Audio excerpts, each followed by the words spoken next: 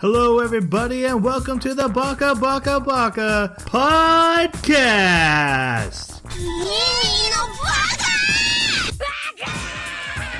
Baka. It's amazing how every time you open your mouth, you prove you're an idiot. Hello, everybody, and welcome to a brand new episode of Baka. This is your very first time listening. We are an anime podcast, and every 2 weeks we watch a new anime, and then we come together to talk about it. Now, at the beginning of the year, we do the same thing every year. We first watch a movie over the Christmas break, and then the other two hosts of this podcast get to pick any anime they want. It doesn't have to be new. It doesn't have to be current. We kind of go back in time and pick out our favorites or ones we had missed, and that's what we're currently wrapping up. The anime that we had watched is Blood Plus. I remember watching it on Adult Swim after Death Note, and I like Death Note better, but I did really like Blood Plus. Now, to talk about it, let me introduce my co-host. First off, we have the Alucard to my Castlevania, Jeremy. Sweet. How are you, man? I'm doing pretty good. Busy. I did manage to get like 2 hours of playing a little bit of Morrowind. That was it. You got the anime done despite being a busy working college student. I did. I appreciate that so much. We also have the Count Chocula to my well-balanced breakfast. Ethan, how are you? Much better now that I know you weren't going to go with a Twilight reference. That'd be so much better. Missed opportunity, man. Missed opportunity. I really like the well-balanced breakfast line, though. Give it up. Makes him so frightening. No, things have been going good. I was, during the Steam summer sale, downloaded The Witcher 3, so this is my first time trying it out. All right, we need to talk ships immediately. Okay? Now, look, a lot of Witcher 2 guys are going to tell you it's the redhead. It's not the redhead, okay? Look back into the lore, and you'll make the right shipping choice. Triss is pretty hot, though, and, dude, she's a redhead. Like, she's a redhead. That's it. Is there any other contest? Look, no. All I know is that there's a horse scene that I need to watch out for if my children are in the room. Yes. And it's a great scene. Or is it a unicorn? My bad. Also, there's a witch in the forest you should be careful of if you pick your dialogue right. Have you played Witcher 2 or no? Anything? Okay, so this is the first. I know a little bit of the lore because it intrigued me, so I did a little bit of Wikipedia, or not Wikipedia, but Wikia. And look, game lore is interesting and whatnot. Look at the book lore, okay? That's what matters. And who you ship him with. It absolutely does. The Last Wish, I believe, is the story. Look at the story of The Last Wish. It's very important. Okay, and my name is Troy. Man, what am I going to talk about? Kingdom Hearts, guys. I'm on the Kingdom Hearts train. I'm feeling the light and the darkness of my heart, darkness, shadows, lights. Oh, it's so good. Yeah, incomprehensible babble. Yes, my favorite. Incomprehensible babble that gives me feelings. So many feels. Yeah, I'm really liking it. It's really fun. So Triple D set it up nicely, huh? Yeah, the Dream Drop Distance game. I started playing that before. I was trying to get everything done. I'm still actually playing Dream Drop Distance. And you can almost feel like them testing out the battle mechanics. And then when you play Kingdom Hearts 3, it's really refined. The animation's way smoothed out, but it's the same concepts in the battle. It was really cool. After watching that video you sent me, I was shocked at how many Kingdom Hearts games there are and why everyone's been so chomping at the bit for 3, because it's like there's 2 and 2.5 and like this one off to the side and the mobile game. And it's like, how much content do you have to go through to get this story? My absolute favorite thing, the most Kingdom Heartsy thing in the whole world, is that 2.8 is Roman numeral 2.8. just the number 8. Like, wait, you used Roman numerals and a decimal to a regular number because Kingdom Hearts don't give a. Yep, that's crazy. I also got to do an extra shout out. Like, there's a lot of I content, guys. I've been watching the anime Baki on Netflix. Although, the guys who are super strong. Yeah, it basically, if you work out enough, you become a superhuman, and everyone in it has worked out enough to become a superhuman. And literally, like the main character's father is the most powerful human in the world. He can beat armies with his muscles. Every president from America, including Obama and Donald Trump, have sworn fealty to him because he's so powerful. And yes, our politicians are characters in this story. Just because of his muscles. Just because, he can flex his back and make a face in it. It's amazing. And there's a scene in it where just one of the regular super buff guys gets his hand cut off and goes, when I punch really hard, it would break my fingers. Now I don't have to worry about that. And uses his bloody stump to punch the other guy and to break his nose. It was the manliest thing I've ever seen. It's on Netflix, and it's actually we can't do it for the podcast because it's actually like a sequel to an older anime and the long running manga. So it just kind of starts going with the story. I don't feel it would work for the podcast, but it's so fun to watch. It's so stupid and manly. Do you think the first one would be just the same way as Stupid and Manly, or do you think that they really exaggerated it with the second season? I think they actually toned it down in the original anime, even though a lot of that's still there. And then this is like, okay, let's get back to what the manga is about. Gotcha. The anime starts with his arm. The main guy's arm is in a cast, and then he flexes it and he heals, breaks the cast. Is this Fast and Furious? It basically is. We need to talk about the anime we watch, guys. If it had Jason Statham in it, I would totally watch it. It actually looks really good. I watched the trailer and I'm like, I want to see this and I feel gross for it. Oh, well, I'm used to it with Tom Cruise. Okay. Like I said, we watched Blood Plus. It's an old anime. It is. Look, things that don't feel old to me are old. I need to accept that. I'm an old person. So we watched Blood Plus, and let's give our non-spoiler reviews. What did we think? Jason, this was your pick. What'd you feel? I have a soft spot in this, as I mentioned in a previous episode. This is the anime that got me back into watching anime after basically stopping after I was 18 and just never picked it up again. I watched a couple that were not very good, and I saw this and it was just like, oh my goodness. So a lot of nostalgia came with this, and I had to keep pulling myself back and go, okay, let's actually judge this on the same standard I would judge other anime. Oh, I remember this. No. Judging what's wrong with ooh. So yeah, it didn't age too well, especially with the dialogue, but I love the story. I love the concepts, and I know what's going to happen. So appreciating some of these earlier scenes, kind of changes my view a bit. But overall, I really liked it. I should also mention we only watched the first 13 episodes, and that's all we are watching for this retro pick. And then we're going. Oh, you're watching. Just in our discussion, episodes 1 through 13. I actually stopped on purpose. Jeremy, your choice, your review. I enjoyed it. It was a good anime. From what I understand, this actually is the end of the first season. Yeah. The whole first. Yeah. I actually went on to watch the next episode and a half because you guys said something horrible happens not long after we stop, and I was really curious what that was. But it didn't happen in the next couple episodes, so I was like, okay, I'm done. I meant in our range, we don't reach that horrible thing that's going to happen in the future. A long ways later. This is like a 4 or 5 season anime. Yeah, there's a lot of episodes. Yeah. I did. I enjoyed it. It's certainly not up there as my favorite. I didn't see it back in time. I have no nostalgia for it at all.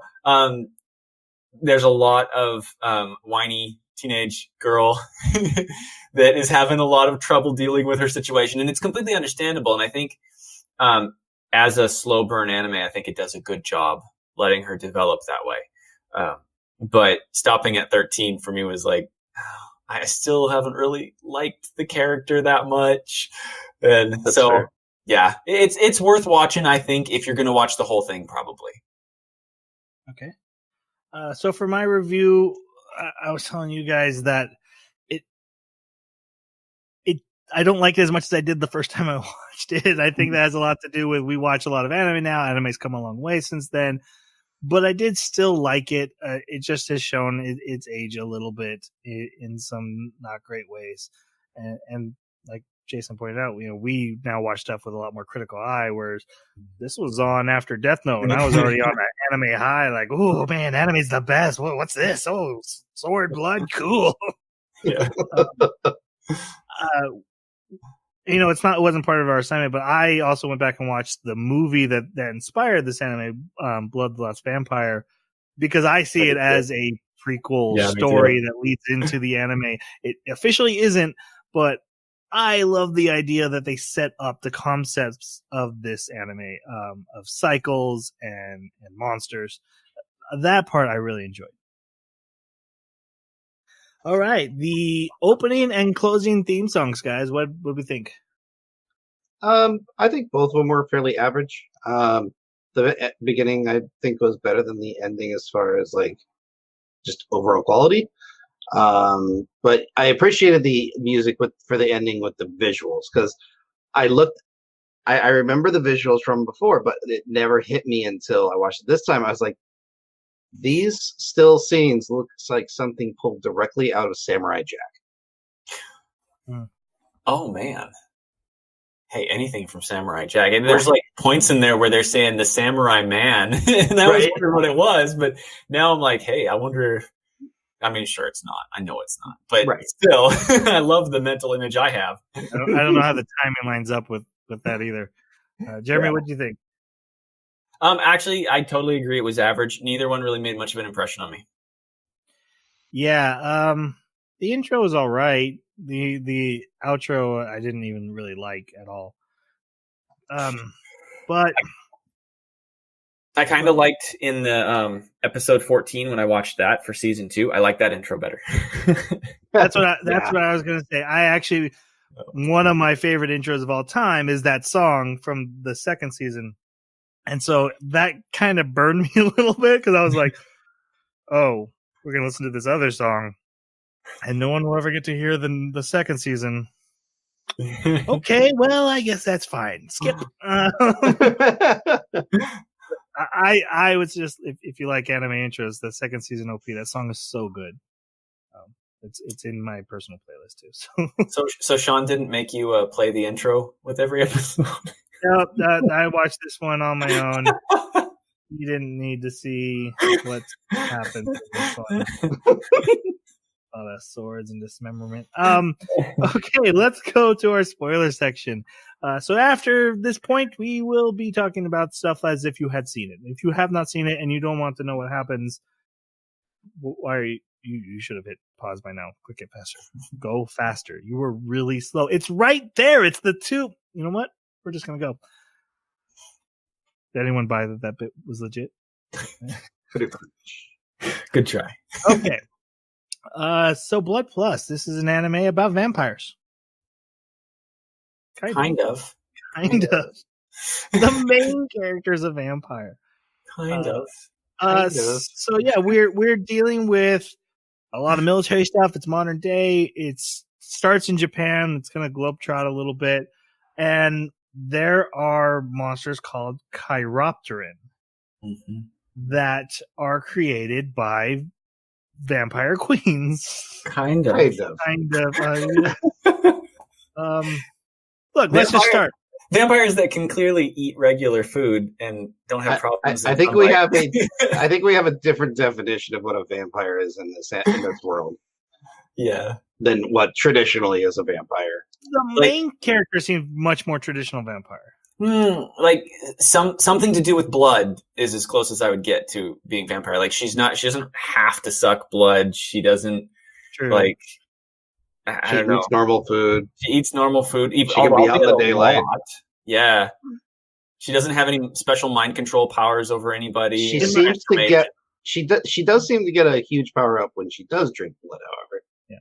I read something about it being specifically chiropteran blood. She gets a bonus, which would make sense. Which would make sense because she's the other side, right? Yeah. I like to think that vampires started the myth about sunlight so they can walk around in the daytime. Okay, so let's start at the beginning of the story, which we see a Vietnam battle, basically, and these monsters are attacking this village, and there's a young girl with a really cool sword running around killing the monsters, and she kind of gets bloodlusty and starts killing the villagers, and then, like, I love the shot of, like, the flares in the background in the dark of the night so you can barely see anything, and then she's standing in front of all the monsters facing the villagers and the soldiers who are coming in. And that's where we start. And then our story jumps to modern day, or what was modern day when this anime was running, and we meet our main character, Saya, who is a young high school girl who's definitely not that young lady who just butchered a village, practicing high jump, going to high school, worrying about getting fat, those kind of things. But this is our main character. What did we think of Saya? I'm biased, so I'll just say I liked her. And also, Jeremy has some decent criticisms because I think they're valid. It's just that, me with slow burn character development, knowing where she goes, I just kind of have this like, but you haven't seen the whole thing. Like, so if I'm to judge it on just these 13 episodes, I still like her because I think it's interesting to watch basically this monster that thinks it's a 18-year-old kid, right? Yeah, you're right. And they do a very good job of presenting how she's dealing with, trying to figure out who she is. I think the part that I have the hardest time with for her is that whenever it's a critical moment and she really needs to do something to save the people she cares about, inevitably she saves them after it's too late. And it's like, and that just seems to be kind of a theme of the first season, and it probably changes later. Yeah, because she learns from her inaction, right? Yeah. And I think we can't say too much about forward too, guys. The spoiler warning is just for the 13 episodes, so be careful about. That's true. But I think you can kind of hint for people who know, like those of us in the know. Wink, wink. Right, but I think she learned she's going to end up having to learn that inaction is tragic for her, and that I don't know where I was going. Anyways. And then she'll lose the people she cares about and wishes that she had protected. Yeah. No, that's what I was going to say. That it's a nice break of the trope that, reluctant hero, I can't do it. And then at the last moment, they save the day, right? Sometimes at the last moment, she still messes it up. That's true.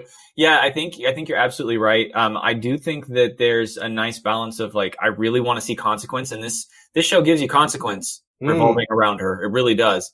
But sometimes it almost seems like with her interaction, it's just so much consequence. I'm like, well, I'm bored of consequence now. I want some success. That's fair. Yeah. I actually really enjoy Saya, even though I do agree with Jeremy's criticism. They kind of go to that well just a little too often in this first season. Especially it always comes with that Vietnam flashback too. Like, yeah, we get it. And every time they show the Vietnam flashback, I'm like, oh, does she remember Vietnam? No, she's just, the flashback is messing with her because she doesn't want to remember it. They go to that well too much. And no one will tell her. Yeah, that's true. You are who you want to be. That doesn't help her. Yes. Tell me everything. If you watch sword. If you watch the Saya from Bloodlust Vampire, the movie, that is not canon, but that is how I see the personality of the girl who was attacking in Vietnam, right? Yes. And I see that as the attack in Vietnam is a natural continuation from how that character's personality is in that movie, which is very hardcore, not dealing with your BS, here to do the job, here to kill her own kind. And it's weighing on her. And is she human? Why is she fighting for the humans? That kind of stuff is going through her head. And then suddenly amnesia hits, which is a little tropey. But then a new personality asserts itself. Just a regular high school girl living a happy life with a happy family. And then this story is about that new personality slowly being whittled away by the old personality coming back because she has a job to do and that old personality is needed for that job. Teen high school girl Saya cannot do what this anime is asking her to do, and every time she does, like Jeremy says, finally does save the day, even if it's too late, she whittles away at that young teenage girl. And I find that really interesting. As much as the amnesia is a trope, I love the idea of who are you if you start a new personality and then your memories come back? Mm-hmm. You don't just become the old person again. Are you a mix? Are you that new person? You try to pretend that old person didn't exist. That's really fascinating to me, and I did enjoy even just over across 13 episodes, and I know more comes. But even over these 13, watching Saya's character arc, going from naive high school girl to the small aspects of that monster, like Jason put it, coming back. Yeah. I have to also say that I watched that prequel before I watched this too, and I have some kind of weird familiarity to it. Like I think I may have seen it before. Yeah, but it's been aired and stuff. Yeah, but in it she says, "You're lucky that I can't harm humans." At a certain point. Right? Yes, and I remember that. Yeah, and at the time when I started watching this, I didn't know that it was merely an inspiration for this anime. I thought it was the timeline for this anime, and I didn't do research myself. And so I was like, what's going on? Where's the hospital lady from the school? And like, wait a minute, why is she hurting people? I thought she can't hurt people. And I'm like, where's the old guy that was like her handler and helping her out and everything? What's going on? Is that David? Does David get older and become that white-haired guy? No, because it's a prequel. It can't be that way. And so I'm like trying to wrap my head around how these two things combine. And yeah, that probably didn't help me either. Yeah. Actually, I think the big difference between the two is it was the amount of damage that killed the Chiropterans in the movie, and in this, it's specifically her blood. Yeah. Yeah, you're right. She's like, they have to lose a lot of blood at once. I actually really liked that Saya better than this Saya. It came across as a very adult, like Ghost in the Shell style. Yeah. No, I absolutely love that movie. Yeah. No, I mean like that version of the Saya character. I think I would have actually liked it more if she wasn't a teenage girl, but instead was like, even if she was a teenage girl, but she's like, hey, I know exactly what I'm doing. I'm serious, and we're trying to get these missions done. And I think I would have been really on board for that. Right. I guess for me, like, I still see them as the same person. And like, I think that Saya is still in this Saya. And then there's this candy coating on top that is being taken away. And that, like I said, that's what I find interesting about her. Cause I still assume the Saya from the movie is who this Saya really is. I like that, but it's all in our heads. It is definitely headcanon. You're Okay. right. And I like it that way, take it. You know, before the internet, when I could just put these things in my head, it was way better. Yeah. Thanks for shattering my dreams, Jeremy. We also we meet. We're gonna meet both brothers, but we meet. She gets a ride from her brother Kai to the hospital because she is anemic and has to get blood infusions, which is what she's been told, but that is not 100% the truth, obviously. So does that mean she does need blood to survive? I don't understand why they're giving her blood transfusions, to be honest. You know what? Huh? I wonder if that's It's got to be to stave off the cravings. It could be. Because, I mean, she is technically a Chiropteran. Okay, point for Troy. So what did we think of Kai? And let's include Riku in it as well. I really enjoyed Kai. And I think I enjoyed him a lot more this time than I did last time because it's funny. He embodies quite a few tropes, but again, this anime doesn't go full trope. They're like, no, yeah, he's a spunky kid that wants to help, but no, he's never going to help. Which I really enjoyed, but also he was a decent, like a viewpoint for the audience because it's like, yeah, if I'm in that situation, there's all these super beings around me, and I just have to sit back and watch. And no matter how much I want to be there to support the people I love, I'm just going to get in the way. And so it was a little frustrating to watch him continue to push that. Like, you know, I'm going to be there to help, even though, like, you can't. But yeah, I really like that character. Yeah, I actually really like Kai as well. I think they did a fantastic job of showing how he starts out as someone who's confident and competent and clearly has a history of getting in fights and winning among his peers, even if he's won against a group. And so he takes that when he sees that somebody did something horrible and he wants to go and mete out justice. And then he's in way over his head, but he doesn't give up and he keeps going. And then he, like, just watching him run into the wall over and over again and yet be smart enough and noble enough to not become embittered and start to turn into a villain. I really liked Kai. Riku was interesting, but for me, he was just kind of like the whiny, boring little brother that's just making noise in the background. And I'm like, just get off the screen, Riku. You're annoying. Like, stop clinging to that poor girl. Yes, I know I feel bad about that girl, but she's going to eat you. Stop. Can't you tell when the skin cracks like that? Something bad's happening. To be fair, I don't think Riku saw any of that stuff happening usually. So, yeah, it's true. The crack was probably the first thing he saw. Yeah. I absolutely love Kai, especially the first time I watched this. Kai was my favorite character, and he still very much is, even though this time I have a new favorite character for this viewing. But Kai is that character who, like you guys said, he's in over his head, and at first he thinks, well, I'm tough enough and cool enough to handle this. And even after he gets put in his place, which I absolutely love the scene where he gets put in his place. Oh, dude. So good. He's like, yeah, I'm fully aware I'm out of my depth, but this is my family. And he's this character who comes from, I was the star athlete, and then I lost everything. My parents died. So I became a troubled kid, and then I got this new family, and I found value in that, and I'm going to do everything I can to protect that. And knowing that drives him, he's a guy who lost his family, who's doing everything he can to not lose the family he has left. Gosh, he is really cool to watch his character arc, and like this is one that I cannot judge without thinking of what future character arcs he goes through. And I absolutely love his story from beginning to end. Of all of Blood Plus, he was my favorite character. Riku is annoying. 100% agree. And doesn't deserve. Wink, wink. Okay. We also see that the American military is searching Japan for lost mice, and that's the code word they give them. Mice are another word for chiropteran, which in this world is the monsters, the vampires, the baddies. And we meet the character Ajano. He's the candy man. He's the guy who eats the candy. Yeah. Ajano sounds right. Purple hair. Yeah. Yeah. He's kind of our closest thing we have to a villain.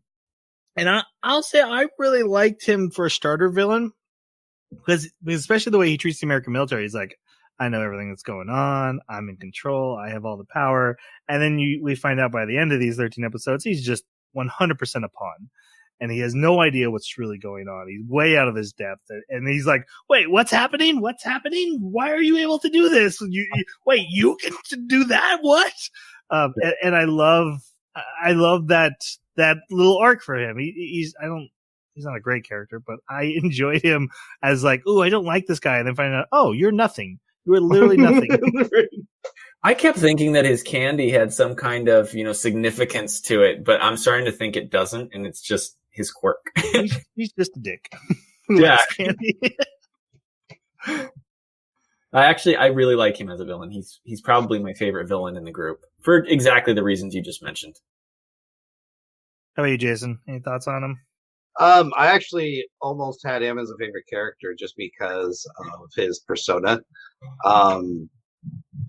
And just like this air of arrogance that he had. And then all of a sudden he's just, I don't know what's going on. Like I thought I was in control here. And turns to the vampire guy. He's like, you're not the one in charge here. And the guy's looking at him like, yeah, I am. What do you think? Our titles mean anything?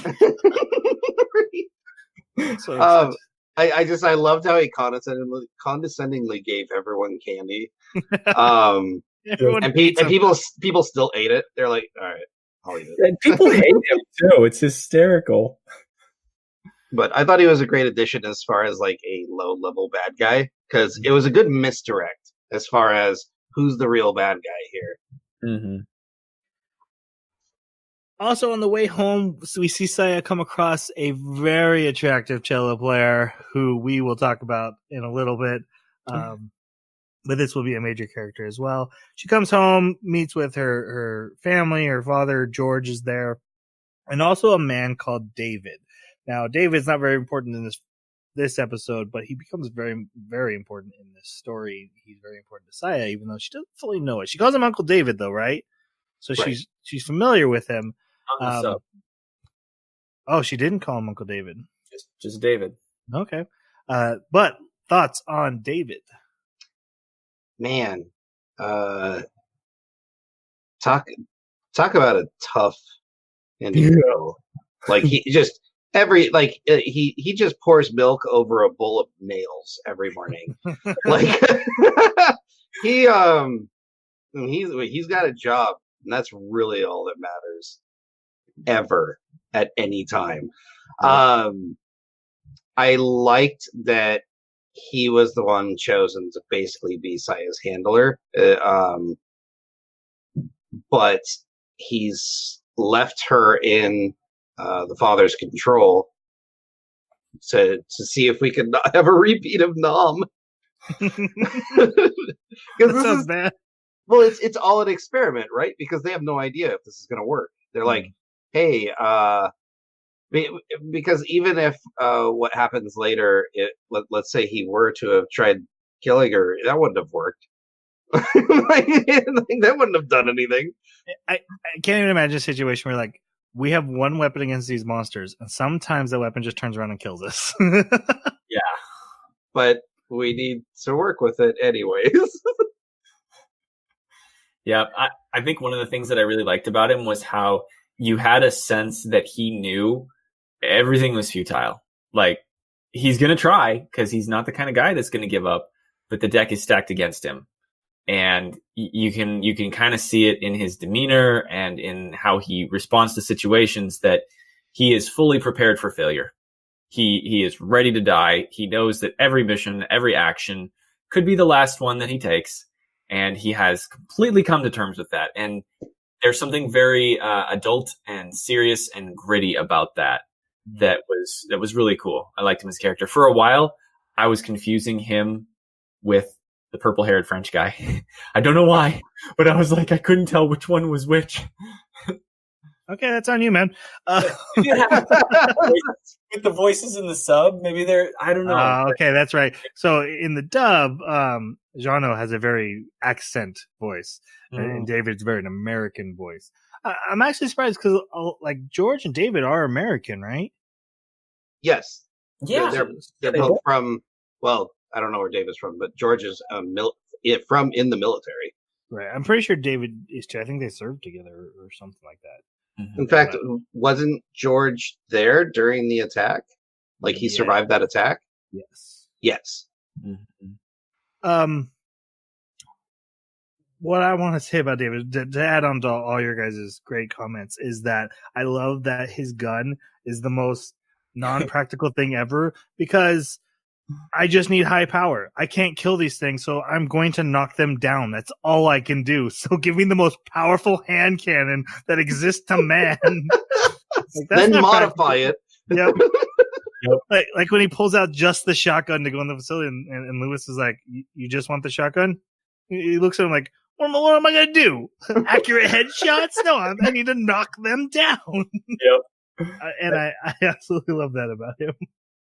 There were a few times where he was emptying bullets out of his pistol, and I didn't bother to rewind it and check, but I swear I saw casings with bullets still in them flowing out of his pistol. And had to be just a little art error, but I was like, what? Why? What? Maybe they were duds. Just dud bullets. Yeah. That's why the guy dropped where I kept getting up. So, in this town, Okinawa, right? Mm-hmm. there is a serial killer going around when we know it's going to be a monster. And poor Saya, she accidentally leaves her track shoes at school, so she goes back to school, and a monster appears. It kills the teacher, and also the cello player appears. And at first she thinks he's the serial killer because he does pull out a knife. That was great. That was really entertaining. Which, I mean, I don't know what he's thinking, but like, hi, you recognize me? Here's my knife. Right. But he actually ends up saving her, and they run away from the monster. They go into the high school, and he offers her his blood from his monster hand. I mean, I was saving him for later, but we should probably talk about Hagi. This is the character Hagi. We find out later he is Saya's chevalier, her servant. And honestly, probably my favorite character this viewing. So what did you guys think of him? Oh, Hagi. He's just so loyal. He's always been there. Literally. I really like Hagi. He in this first 13 episodes, he does come off very Deus Ex Machina, because he's always there. But at least there's a story purpose for it. Like, that's his job. Like, it's to always be there, whether in the showers. All he does is pay attention to Saya and figure out when she needs help. Right. And to execute any orders she gives him. Unless it's telling her about her story. God. But yeah, I really enjoyed it. I really liked Hagi as well. He brought this sense of mystery to it, which is clearly what they intended, and they executed it very well. They did such a good job with the character design and the way that they played it out on all these characters. I don't really have anything bad to say. Mm-hmm. And I think my favorite contrast was Haji's eyes and Carl's eyes from later. I can just picture like an anime where, I mentioned this in the chat, an anime where you have like one team is all Hagi eyes and the other team all has Carl's eyes. And that would just be amazing.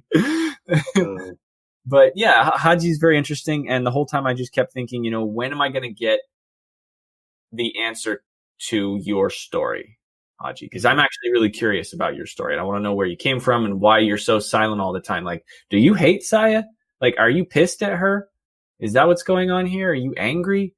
Or did something bad happen and you're just scared? Like, why are you so, your eyelids are constantly half closed, like you don't care, but you're still throwing your life on the line. Like, there's a lot of mystery there. I was very curious about him. He reminds me a lot of a non-sassy Black Butler, even though I should turn that around. Black Butler reminds me of a sassy Hagi. Because one came before the other. Like I said, my favorite character in this viewing, I kind of had problems with him my first time because of ships, and he was in the way. Oh my gosh. Yeah, he wins the popularity contest online by like 4 times higher than Solomon, and he is a pretty man. Yeah, he is. Yeah, I can say that with confidence. He's a smoking hot guy, and he just has unlimited knives he can throw in your face. Mm-hmm. I mean, he's just cool. Like, he's just a cool guy, and there's not a whole ton of character to him other than I'm just super cool. And in 13 episodes, that works. Like you said, it's mystery that's coming. They do provide answers, I know. So yeah, Hagi wins for me this time. Yeah, and then once she doesn't drink his blood from his hand, he forces it into his own mouth and then forces it into her mouth in a kiss. Which is apparently significant because it has something to do with the way that chevaliers are made, from what I understand. Like, there's some kind of kiss of blood involved in making them. Something like that. I just put that together, so I don't know. But I really liked how this anime actually had at least other chevaliers show up in this season, so that we know Haji's personality isn't his role; it is actually who he is. Mm-hmm. I did appreciate that. But yeah, he forces blood into her mouth, and then her eyes go red, and then she wakes up and slays the monster. And I love, and Poor Jeremy doesn't. But I love how she slays the monster. She has a blade on the back of her sword, and she pushes her thumb onto it, and it sends blood down the middle of the blade and into the edges. And it's like she loads it. It's like, she slices her thumb open. And I was really curious, like what makes you cringe about it? Same problem I have with needles. I don't like it when. Oh, so. Yep. Okay, so it's a reflection thing. It's not the concept. No, the concept's really cool. I like it. I just don't like seeing. Right. No, that's fair. Yeah, because you put yourself in that, and you're like, oh, I have to fight a monster. Oh, no. I always did that with Naruto. Whenever Naruto needs to summon, he bites his thumb so hard it bleeds. And I'd be like, you know what? You win. Yeah. Shikamaru, you have it. Your village. I'm out. I'm not biting my thumb. Yep. I don't know. There's something about when somebody else hits you and then you bleed versus you causing yourself to bleed that's just so much harder for me. Right. Everyone knows paper cuts are the worst. Oh, yeah. She heals real fast. That's fine. Yeah, she's like Wolverine. So the way it works is if her blood gets inside the Chiropteran's bloodstream, they petrify and die. Yeah, crystallizes their blood. Right. So this is how her weapon works, which is really cool. That is cool. I like that. And I love the animation, the blood sliding down the middle of the blade, and it makes the blade look cooler. But then you're like, oh, that's actually the blood and the poison that's going to kill them. And Kai shows up because he was looking for her, and he gets to see her slay the monster. And then Hagi takes them out. They get away, and the military shows up because the military made these and lost them. I got the impression that it was the scientist of this corporation that's working with the military. Yeah, I think they're in cahoots. Mm-hmm. Okay. And then Hagi leaves, so Kai takes her to the hospital. David tells George what happened, and he basically tells George, who's the dad of Riku and Kai and Saya, that look, it's time. I know you thought you had more time, but the war is starting again. It's time to get our weapon out. You need to tell her what she is. Unfortunately, she hears this and kind of has a little freak out, goes to the beach, meets Hagi again. Kai shows up again. That happens a lot. Hagi shows up, then Kai shows up, and it's kind of a theme of the love triangle. It's kind of that's why you hated Hagi. I get it. That's why I hate it. Get out of there, Hagi! Go away! Let Kai win. Just because you're so immortal and cool, you can't just have any girl you want. Look, well, the way I see it, Hagi serves her internally because he's tied to her. Kai is doing this out of love. I know familial love. He's known her for a year. There's no way he sees her as a sister. You can say whatever you want. She's been there for a year. That other girl from school is jealous, so maybe. Oh, also Kai's girlfriend is the worst. Absolute. Hate her. Really? Does she ever develop worse? Like, does she display why she's the worst, or is it just from this season? I don't know if we ever see her again. Or at least I don't remember. There's a lot about this I do not remember. I will admit to that. Oh, yeah. The annoying rich girl trope. Yeah. Gotcha. So the whole ever since Saya shows up, yeah, he's in love with her. Get it in your head, stupid girlfriend. I was young. Yeah. Okay, so she, like I said, she goes to the beach and Kai finds her with Hagi. He attacks Hagi, gets his butt kicked, but he does comfort her. He tells her, didn't Dad say we're always family, even though I'm totally in love with you? And then we learn that another mouse is loose in the city, and we actually see that guy who's trying not to transform eat a little doggy. Yeah, that was sad. That was really sad. It was sad. This guy, we find out is a former soldier friend of George, of the dad, and he's basically heading that way. He even makes the phone call to him and breathes monstrously into the phone. I'm gonna eat this doggy. Yeah, right before the dog. And David comes to George and is like, look, You gotta tell her. You gotta tell her today. I'll give you till sundown, but I'm coming for our weapon. You know. So then George picks up Syed and he takes her to his family's cemetery plot and basically tells her the whole truth, which was, I was told to watch over you, an immortal monster creature, and we kept you in my family cemetery plot, and I hated the job. I was actually going to commit suicide. My life got so bad. Oh, no, his wife and daughter died. Mm-hmm. That's right. And Yeah, so he was going to commit suicide. And he heard her heartbeat and was like, I found the will to live. Yeah. That's how he describes it. You know, basically he had an emotional breakdown, and then he found Saya to be the motivation to keep going on. And so he adopted Kai and Riku and just kept on living his life, doing good stuff. And then a year ago, a naked teen girl popped out of the cemetery and he was going to kill her. And then she was nice and friendly. So he raised her as a daughter for the past year, and he sees her as his daughter. But he tells her, like, our time is up. You've got to go do what you're meant to do. I find it interesting that everyone talks about how Saya has, this is your purpose. This is why you're here.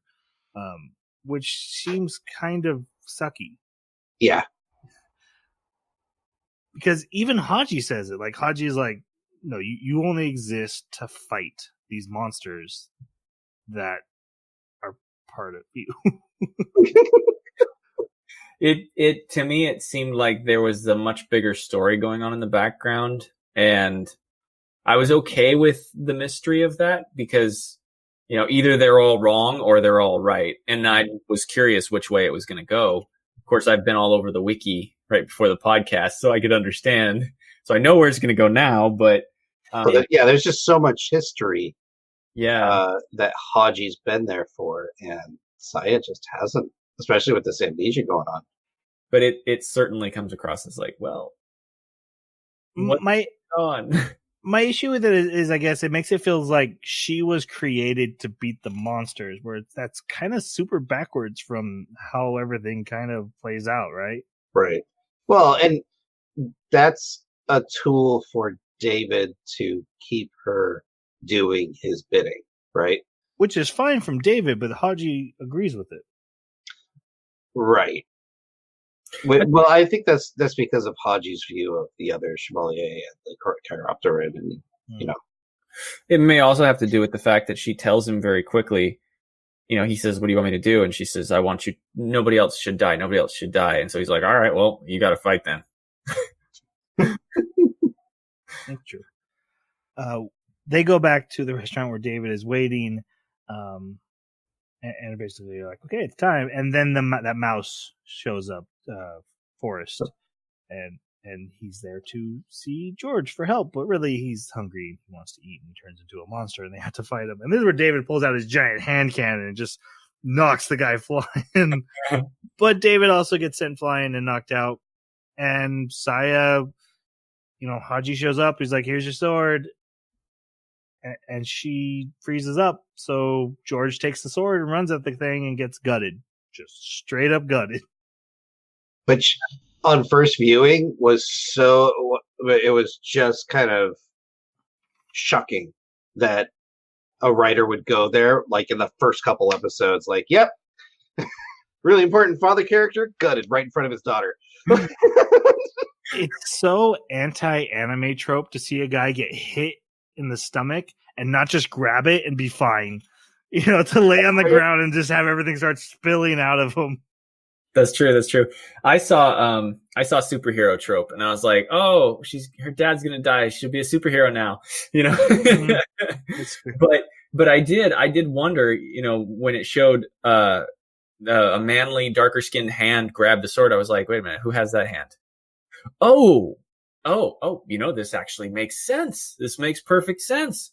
And yeah, I expected him from that point. I was like, "Oh, he's dead." Dead. as soon as I realized who grabbed the sword, I was like, "Oh, he's so dead." So they take him to a hospital because he's not dead. I did not think this part coming. Was that? Because Forrest takes off because he feels really bad what he did to. Yeah, Forrest runs away. He does still have some humanity left in him at this point. I did not see George surviving. That caught me off guard. Probably would have been better for him. Yeah. Kai gets angry, and then Riku shows up, and he's like, "Hey, I just saw my brother, and he grabbed my dad's gun and ran off. What are we gonna do?" So him and Saya go to find Kai. Kai is chasing Forrest, and now Saya and Riku are chasing Kai. And everyone finds everyone's girlfriend. Basically, Kai finds Forrest's girlfriend, who gets a call to, "Hey, bring me some food." Yeah, that goes exactly how you think it's gonna go. And then Kai's girlfriend is looking for him too, or he called her and told her what he was doing, and so she shows up. She helps Saya and Riku, but then Saya hears the Chiropteran and just jumps out and leaves her. I'm still not clear on why sometimes she goes into that weird mode where she can hear things and other times she doesn't. I think it's kind of leading into this thing that she's got these abilities. She just doesn't know she has them, and she doesn't know how to activate them until something external triggers it during this first arc. Yeah, it's something I thought of when there's a scene where Hagi picks up Saya and jumps over like a large cliff or something and carries her to a point. And I was like, Saya made Hagi. Her powers should be comparable to Hagi. So she must have the ability to have that amount of strength too, and just has no idea she's that strong. And so I'm guessing it's like almost something she has to activate or purposely do. And so this is her power, her regular vampire super hearing activating despite her not wanting it to. I think what threw me off was when Riku started hearing things. I don't know why that is, and I've seen this show. I don't know why Riku can hear stuff. Is it his age? No, he's got the medicine that the girl that we get to meet later is taking. He ends up with a particular form of that early on. I don't remember how he gets it, but that's why he can hear, because he's in that transition. But so he's been taking it from a lot longer, because he heard it's also a different strain than what the girl takes, because he doesn't pop out, right? He's already taking the drug? Well, I don't know if it's that drug. What I'm saying is I don't know what exactly is making him turn, but he's turning. See, that's the part I don't understand, is because I remember any reference to him consuming anything at all, like any kind of medicine or drug or anything. There's definitely nothing in these 13 episodes indicating that. They're just like, this kid can hear this. Yeah. I assumed it was his age, that little kids were just susceptible. Other kids didn't seem to be reacting that way, especially like, let's say at the orphanage when they were playing the sound. Why didn't all the kids come out? I was trying to think of any time there was kids his age where you were at the orphanage would have them. Mm-hmm. So that was a thing that just like, I don't understand the rules, because I can't. And it could be Jason could be right. It could be something I'm not remembering. There's nothing I saw in these 13 episodes that confirmed it, but I guess we'll just chalk it up to something that would be explained later. Yeah, later development. Huh. Okay, so I don't want to spoil something for future episodes either, though. So no, it's just an innate ability he just happens to have, apparently. Okay. Yeah, I don't get that then. Like, sometimes humans just happen to be like psychic. He's psychic. Yeah. Yeah, he's close to Mob. Yeah, that's what I was going to say. Maybe it has to do with his closeness to Saya. That's about the only thing I can I can think of. Maybe she spilled some blood into his rice pudding somewhere. Hey, there you go. So this all ends up with Kai tracking this guy down to a warehouse. He goes inside, and the guy's literally eating his girlfriend. I was like, dude, you were going to marry her. That's terrible. What are you doing? It was rough. Kai unloads a clip into him. I love that the bullets go in, and then they come right back out. They're not bulletproof. They just heal super fast. I wonder if they were inspired, not these guys, but I wonder if when they made the old X-Men movies, they saw this and had the Wolverine. Yeah. Huh. But Hagi shows up to Saya, who's running towards the Chiropteran that she hears, and basically hands her a sword, and it's like, he introduces himself. This is where we learn he is Hagi, and that he's here for her orders. She asks for help saving him, and he's like, all right, here's my blood. And right then, Riku comes around the corner, and he watches Saya drink a handful of blood, and he kind of freaks out about that. But David shows up and is like, don't worry about it, kid. It's just your sister drinking blood. No big deal. Yeah, I read if in order to get a special boost, she has to drink the blood of her own Chevalier. Yeah. And that gives her a Chiropteran boost. So she couldn't like drink the blood of a human and get that boost. Specifically has to be a Chiropteran. Or not. It has to be Hagi. Her Chevalier, yeah. Yeah, so she runs to the warehouse. The thing grows wings. They have a big fight between Hagi and it, and then she cuts it, kills it, and starts to cry as she comes back down off her high. And then David gets to meet Hagi. And I love David meeting Hagi because he's like, I've only heard legends of the Chevalier. Yeah. Which was cool. Especially since that means Hagi wasn't around in Vietnam. Even though I think we did see him in one flashback, don't we? Yeah. He was like, no, you're being evil again. Shoot. But you then find out that George has been captured by the U.S. military. While this was all happening, so that sucks for everybody.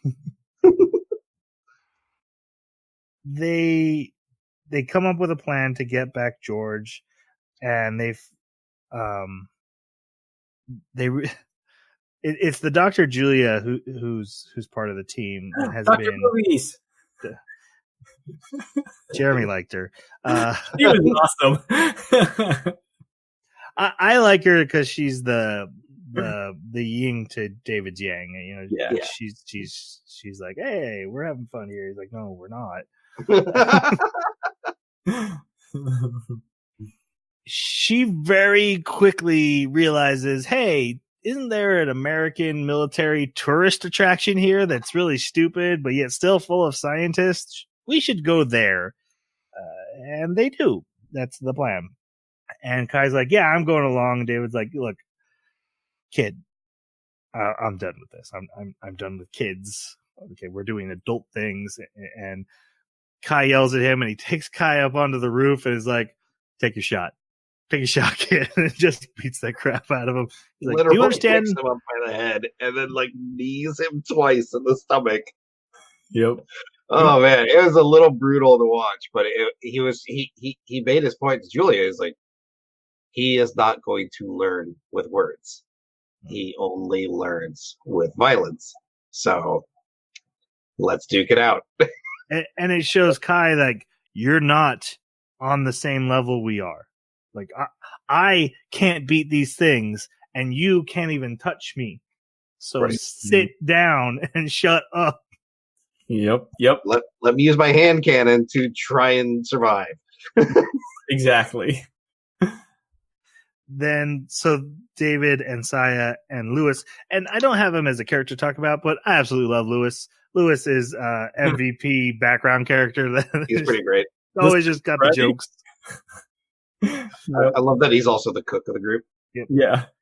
Got lots of soups. And it's like, come on, man. Sandwiches too. Can't live on soup. Okay, maybe I should live more on soup.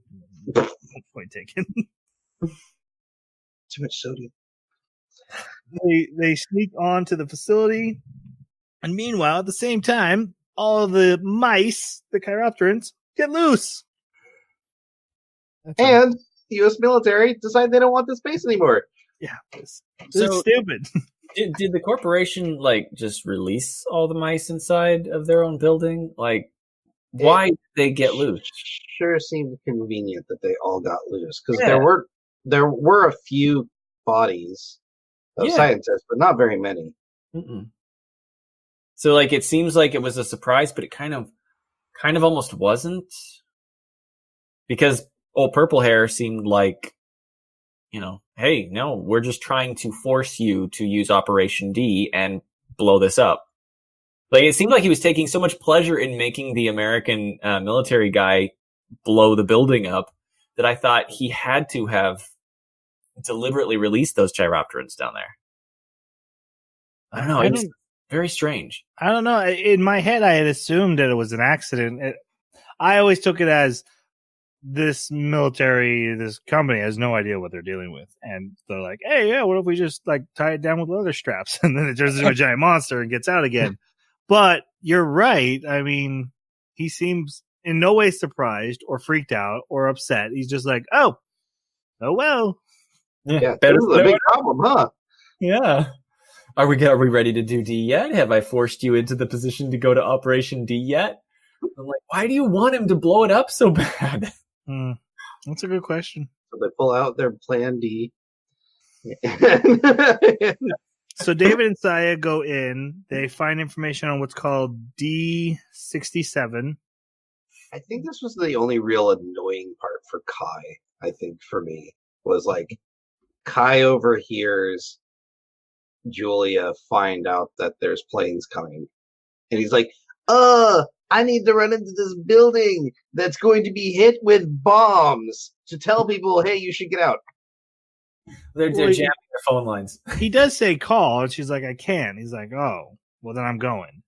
I liked it because this was because it came after the know your place scene, because he has learned his place. And we see that when Saya opens up the trunk and there's a lunch waiting for her, that Kai and Riku have accepted their place. We can't help. We're going to do what we can. And then even now with that knowledge, when there's something Kai can do to save his sister, he's doing it. You know, he's not worried about the risk to his life. If he can be helpful, and he's realized he can't be as helpful as he wants to be, but if he can be helpful, he's still going to do that. That's fair. That makes sense. 2 for Troy. Don't you ever talk bad about Kai. It is his motorcycle's stupid though. I have a motorcycle. I'll be fine. I get GPS. And it is convenient. The reason they're bringing him to the facility is convenient. I'll give you that one though. Yeah. Okay. So they go into the facility. David does some hacking. He finds out about the drug, but they don't know where George is. And then Chiropterans attack them because they're loose in the facility. Can we take just a moment to appreciate that a late 90s anime, or I guess early 2000s anime, correctly used something that a hacker would actually do. Not like these shows where like two people get on the same keyboard and they start typing, but like, no, he's going to insert something that's going to do a bunch of automation, and he's going to go, there it is. Like, that's real hacking. I do love anime keyboard typing, though. Right. It's like Minority Report. Yeah, and then you see him from behind, and it looks a little dirty, and you're like,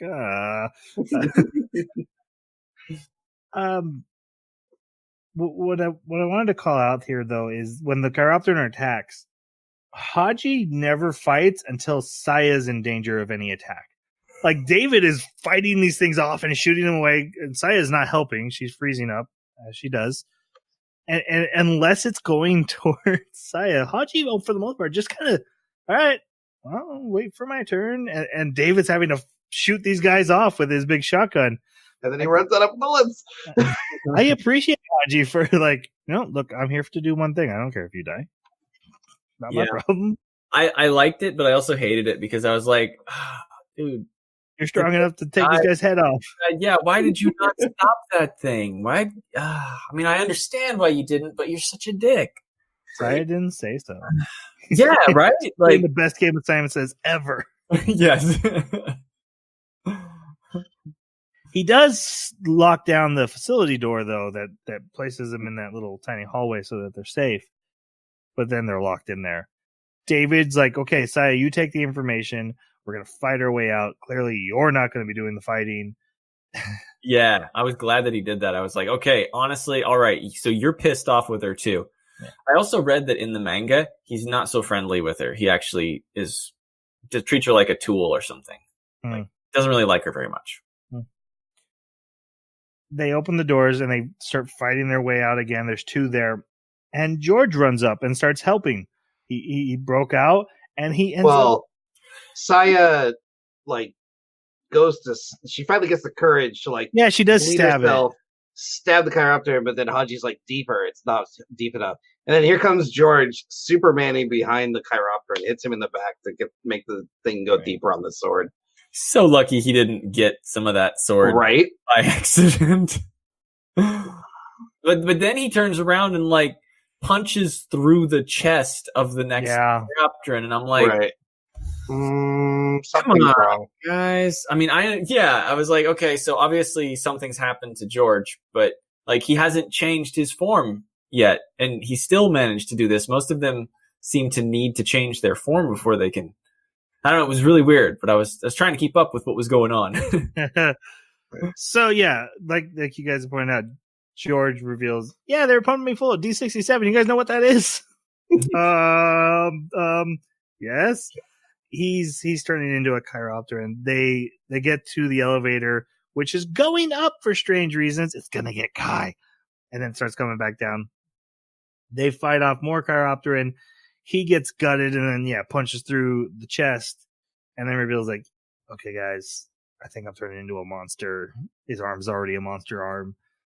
And he tells Saya, you gotta finish me off. Right then, Kai, the doors open. Kai's like, "There's a bomb coming. Why is my dad dying on the floor?" He gets eviscerated again. Right, almost the same spot too. And like it, and the amount that's coming out of him is even worse than the first time. But he can already tell. Okay, I'm healing like way too fast. Something's wrong. Oh, I'm a monster. But this scene also confirms, because they were chasing a Delta 6-7 for a while and they had no idea. And this was the company's cahoots with the military to create these things, right? And obviously for military purposes. Mm-hmm. So George, he says his goodbyes and tells Saya to finish him off. Kaya? Is that your ship? is that it your... is now. Just Kaya. I love it. Down. She's bleeding from somewhere, and she's letting it like drip down her elbow and like slowly into his chest as he's dying, and he's like slowly dying from it. It's kind of mean, like just prick your thumb and get it. Let's put the man out. Mm-hmm. But it's a very nice sentimental scene of him slowly being crystallized by her blood, and giving George is a very like Ohana means family kind of guy. So he's giving a lot of that kind of speech. And then the team manages to leave the facility before the American bombs hit. The next episode really just deals with the fallout of what happened. And something this anime does is it takes the time to let the emotional moments resonate, let the characters deal with their grief. They don't just jump into the next battle. For better or worse, like I said, this is a very long anime. It's playing a very long game. Nice long character burn. I just that long that character development. I just everything that I asked for in an anime. Yeah, there were scenes where there would be like just point the camera at a tree and just let the music play. And sometimes I was like, oh, that's really nice. And sometimes I was like, come on. I get it. Yeah. Tree. Very nice music. Let's go. A lot of it deals with Riku, who is very upset. They're on a ship now on the ocean. They've decided to head towards Vietnam. That's another complaint I had about the anime as far as like from a critical point. The jumps in time felt awkward. Yeah, I can agree with that. Like one moment Riku's in his room, he like has locked him in his room. The next moment, 2 days later, but you're not really told it's 2 days later. And you're like, why is Kai sitting outside his doors? It must still be like within an hour, and Kai's just being, no, it's been 2 days. Or hey, we're on a boat, and then the next episode, Saya's in a school. It's like, what? Yeah. What is happening? Also, a shout out to David's brutality of telling Riku what happened, because Riku's like, "What happened?" It's like your dad turned into a freaking monster, and then Saya had to murder him. Yeah, because he gave Kai an opportunity. You could just tell him his dad didn't make it or something. He was already in the hospital. You could have softened that a little bit. He's like, in detail, your dad turned into a monster. Then your sister had to bleed into him, and he slowly died as he crystallized You okay, kid? That's okay. The sub didn't handle it quite that way. Oh no, it was pretty dark and brutal because like Kai like walks over to him and it's like David's like, okay, Kai, I'm counting to 10. If you don't tell him, I am. So how did the sub do?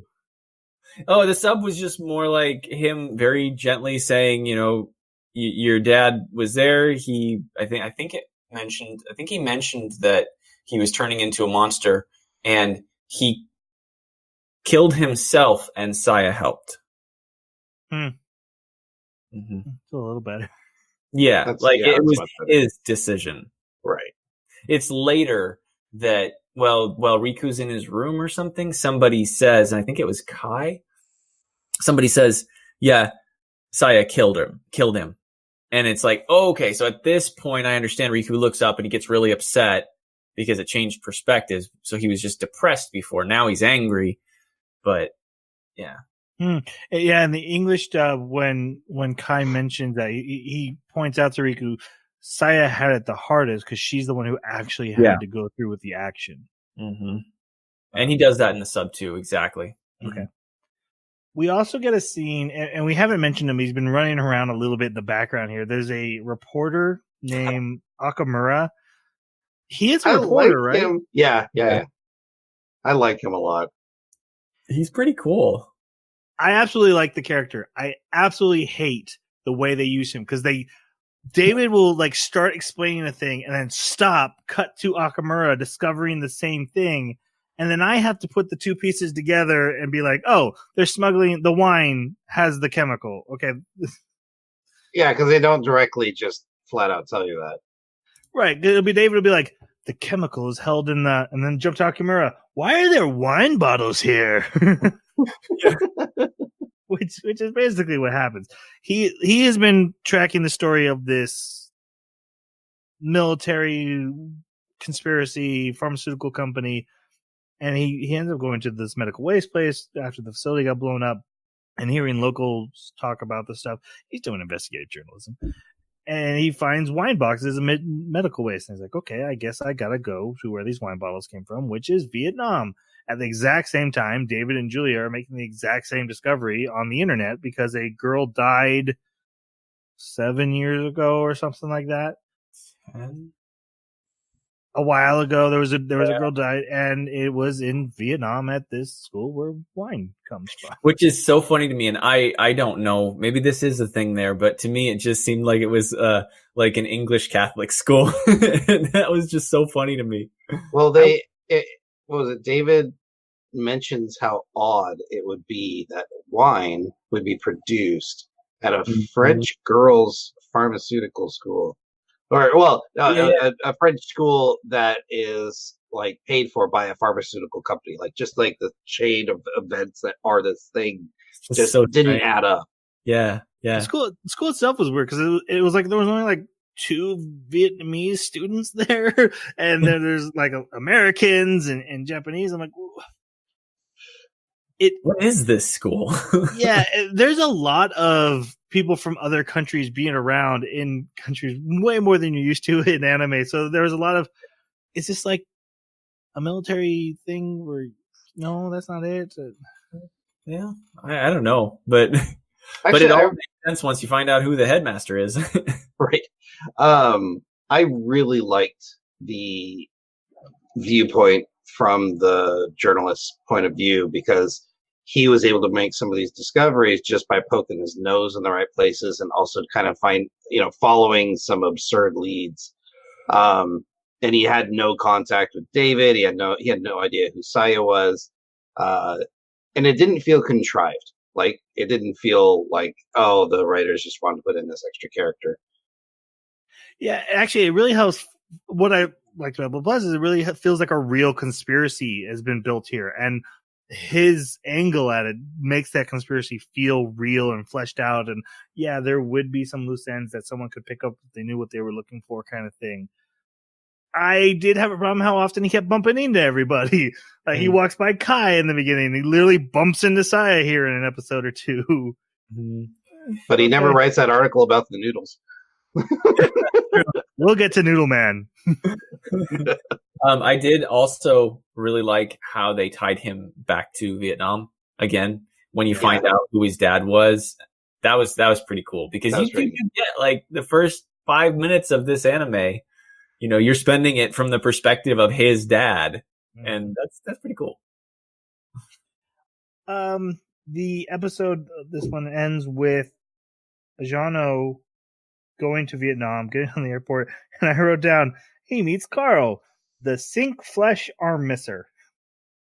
So Carl works for the pharmaceutical company that Jano works for. It's called Sink Flesh. Apparently they make energy drinks that everyone loves.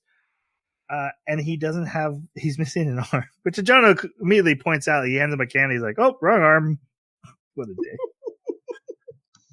See, when he did that, I did not understand what the deal was because he like holds his hand out and he's like, oh, that's right. You can't shake.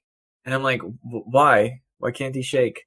I don't understand. He's wearing gloves. Is there a problem? Then later I find out he's got a fake arm. So this is Carl. He is our Saya's first real level 1 boss, I guess is the best way I see him. What did we think of Carl, aka the Phantom? I love this insanity, I think, and how he was able to just kind of pause it for like social interactions, but in reality, like that's what kind of consumed his life was his insanity. And yeah, so I thought he was a good bad guy. He was easy to hate, but he was also one of those bad guys where you didn't feel it was like, over the top, like, oh, he's bad for bad, right? Like, yeah, he's doing pretty terrible things, but it wasn't over the top.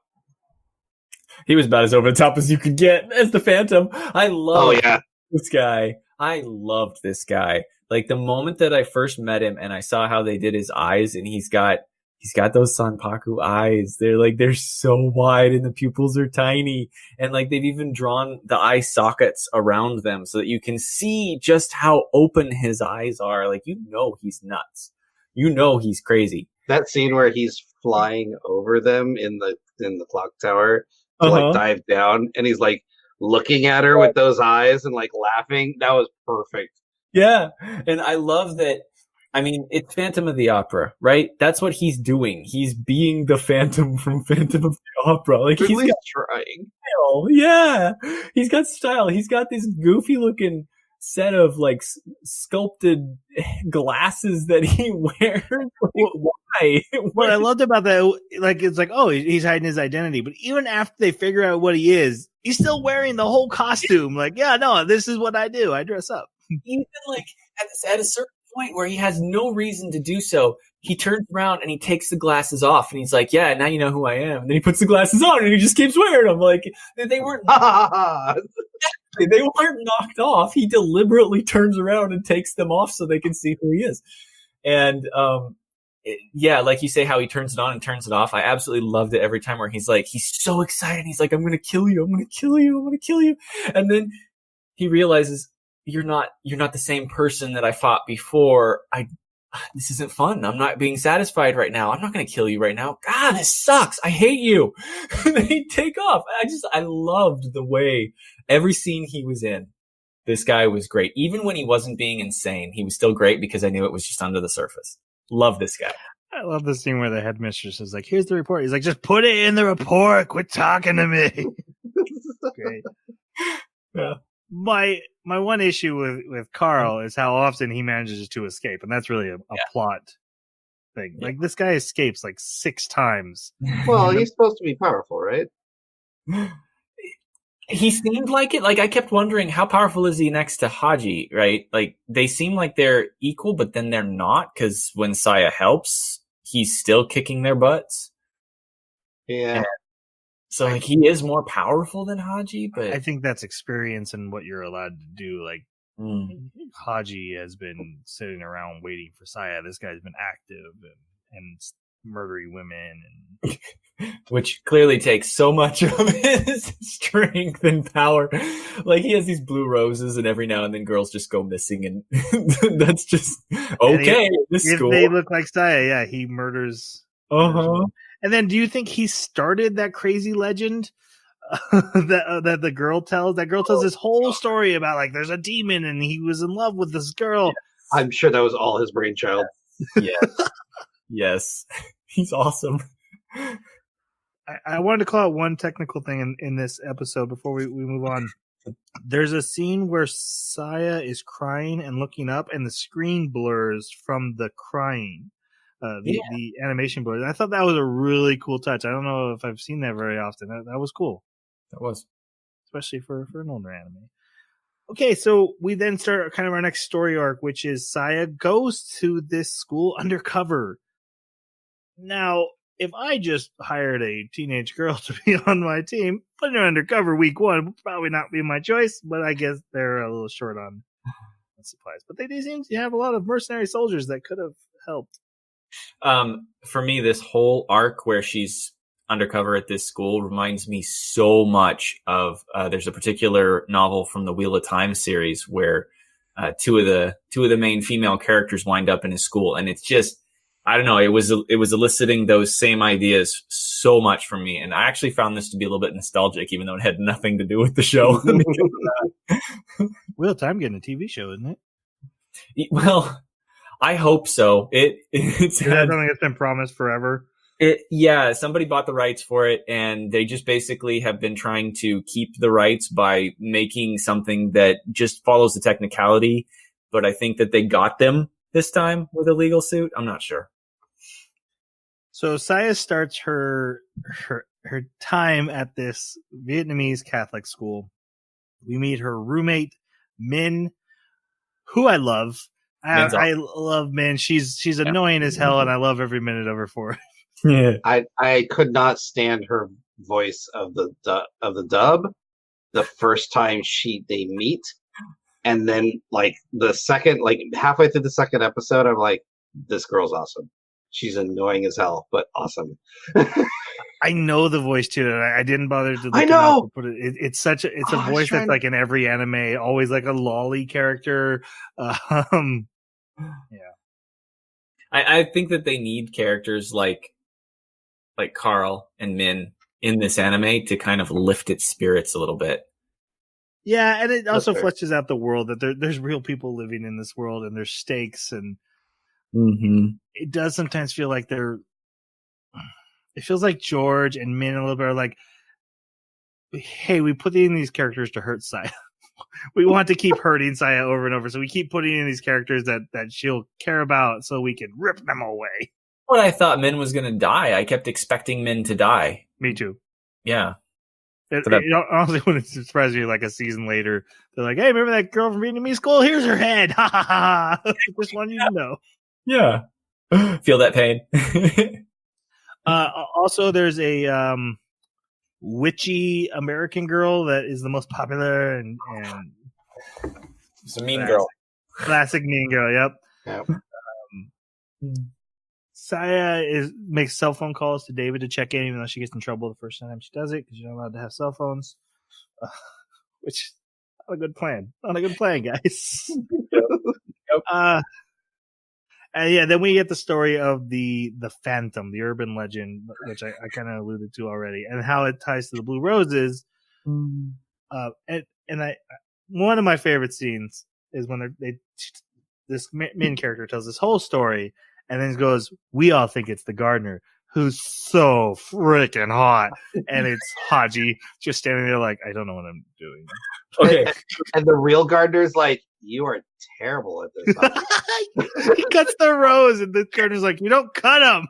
Yes, I loved that. That was my favorite part because Hagi's just standing there looking at the rose, and it's like, you idiot. That's great. Yeah, and the amount of attention Min gives to that subject matter is very funny. Yeah. I wish he would take me away. He could do all kinds of evil things to me. So at the same time this is happening, Kai and Riku wake up in a hotel room alone with an endless credit card and a note that says "See ya." This caught me off guard, and I really liked it. I was really surprised. It was very serious. Like, made a lot of sense for David to make that choice, and then for Kai to hate that choice. now, when he says how much money's on it, it's got enough for a tank. I was like, of gas? Is that of gas? The English dub, they just said all the money you need. Oh, in the sub, they just said there's enough money in here for a tank. And then later, much later, you find out they mean an actual tank. Right. $5 to $10 million. And I'm like, oh, I thought it was just a tank of gas. And I was getting mad at them for eating out. Oh. Like, how are you going to get home? They abandoned you. No, So- tank. Yes, So we- exactly. So even though they've been taken care of, Kai and Rika make the decision like, no, we're going after them. We're going to find them, and we're going to use this money to do it. Mm-hmm. Saya investigates the mysterious bell tower that night after a great night of gossip with her new best friend. Oh, I love how she just climbs into bed with her, like as she's nearly already done climbing and laying down. Hey, can we talk for a little bit? Like, you're here. Like, there's no choice. Saya's got a knife in the bed with her too, and I'm just like, Saya's probably thinking, "Don't notice the knife. Don't notice the knife. I'm gonna push it over here." I'm going to stab you if you don't get out of my bed. I absolutely love this scene, not only for its comedic elements. I thought it was very funny. You know, she makes Saya blush thinking about the kiss with Hagi and stuff. But it also shows how much of just a naive schoolgirl Saya still is at this point. It's a really good. Here's where we are on the progress bar, right? Of from naive girl to monster. We're still really, really far. I liked it, but there was something that was bugging me, and this scene, I think, is the first time that it bugged me, and that was, how is it that she's only been alive for a year, right? Or she's been alive much longer, but she only has the memories from a year. Right. No, she's been awake for a year. Sure. But I mean, like, but her memories start from the moment she woke up. Yeah, this personality is established from 1 year of memories, is what I mean. And so, like, the depth of, like, what a kiss means and a boyfriend and just the maturity level she has and all these things, they seem like something that I would expect it to take more than just 1 year for her to develop. I would expect That's fair. 14, 15. I was having trouble with that. I think the way I saw it was her old life is slowly creeping up on her at a really, really, really slow pace. Because there's a flashback where she's crushing ants and she almost seems Like just she's not with it, right? Like like she's a 6-year-old, right? That's right. And then she rip up Riku's book. Yeah, and she didn't understand the consequences of that. But I think what happened is because she was already, she's already developed. That the learning from wake up to now has been expedited due to her having those past lived experiences. But that's just me pontificating. I could be completely wrong. You've seen the whole thing. You're probably closer on the mark than I am. And you probably know better than I do, Jeremy. I'm not really sure how amnesia works, because you wake up and you still have your motor function. You still probably have a lot of muscle memories, and you might still know stuff like what spring and winter are, or just random stuff you just know, but then specifics like my name, my identity are gone. But I don't know how amnesia works. Some patients wake up and they're like, who am I? Well, just being able to ask that question and use the English language means that there's something there. Sticking, right? Yeah, for me, it wasn't so much the idea that she had amnesia as that flashback where she was crushing the bugs and stuff, and the way she behaved was like there was nothing up there.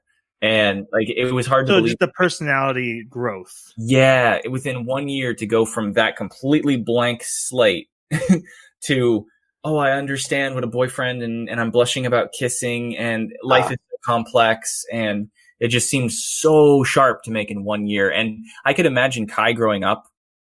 See, growing up, that's not the right word. I could imagine Kai spending a year with her and watching that change.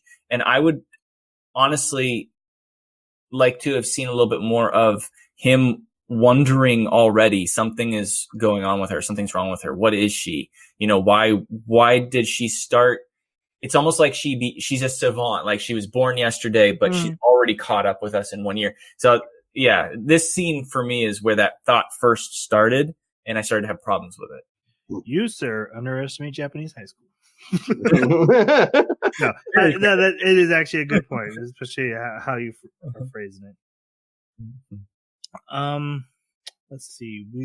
We learn. She does learn about before the Beltar. Sorry, that there is a pharmaceutical company, Syncflesh, is manufacturing artificial blue roses, which right, because she asks Hagi, she tells him about the Phantom thing, and he's like, "There's no such thing as a blue rose."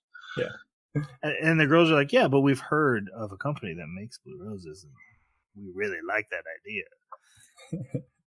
Again, I thought it was really good how they kind of fleshed out a conspiracy here. I felt very, okay, blue roses and tying the strings on the, board, the cork board.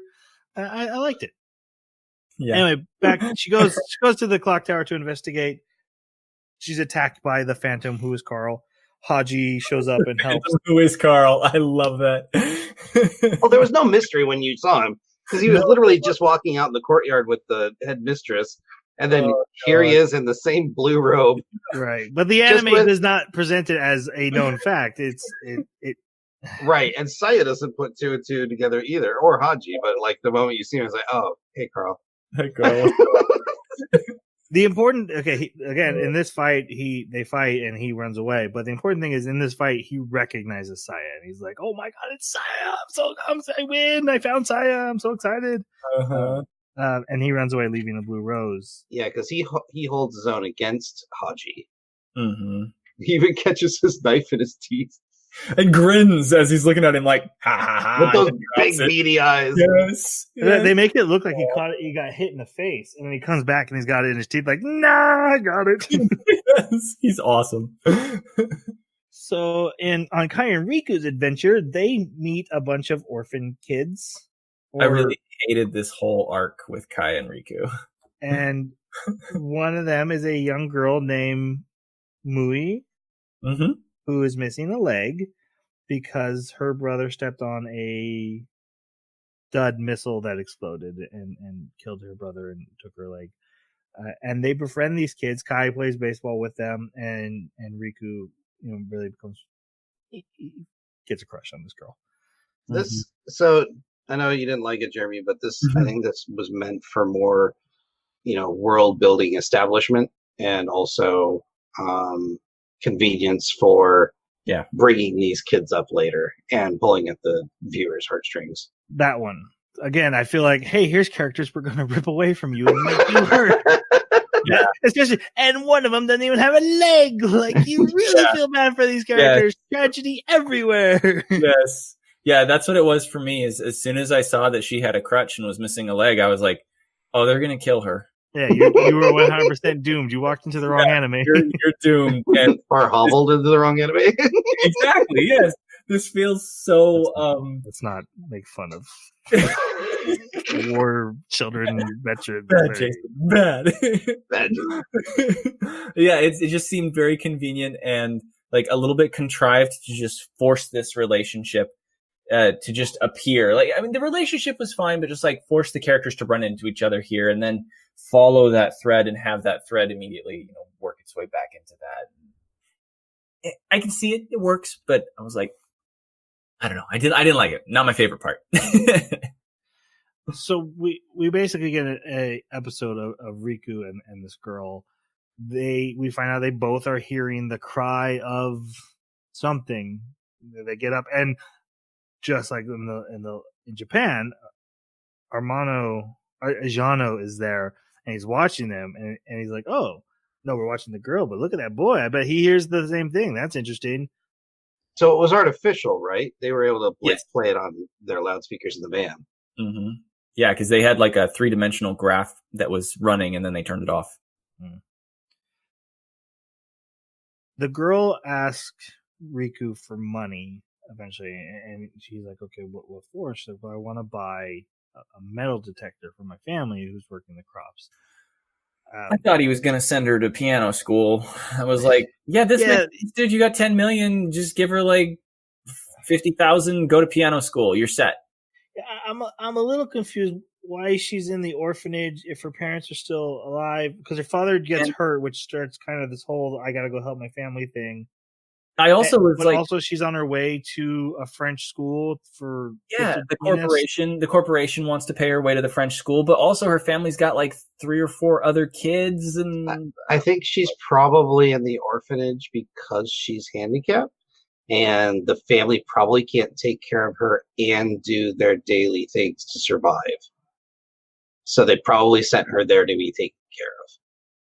But as soon as she gets a metal detector, she's fully capable out there. Right, yeah. That was the weird part. I agree with you, Jason, until she literally just gets up and leaves and everyone's like, all right. Yeah.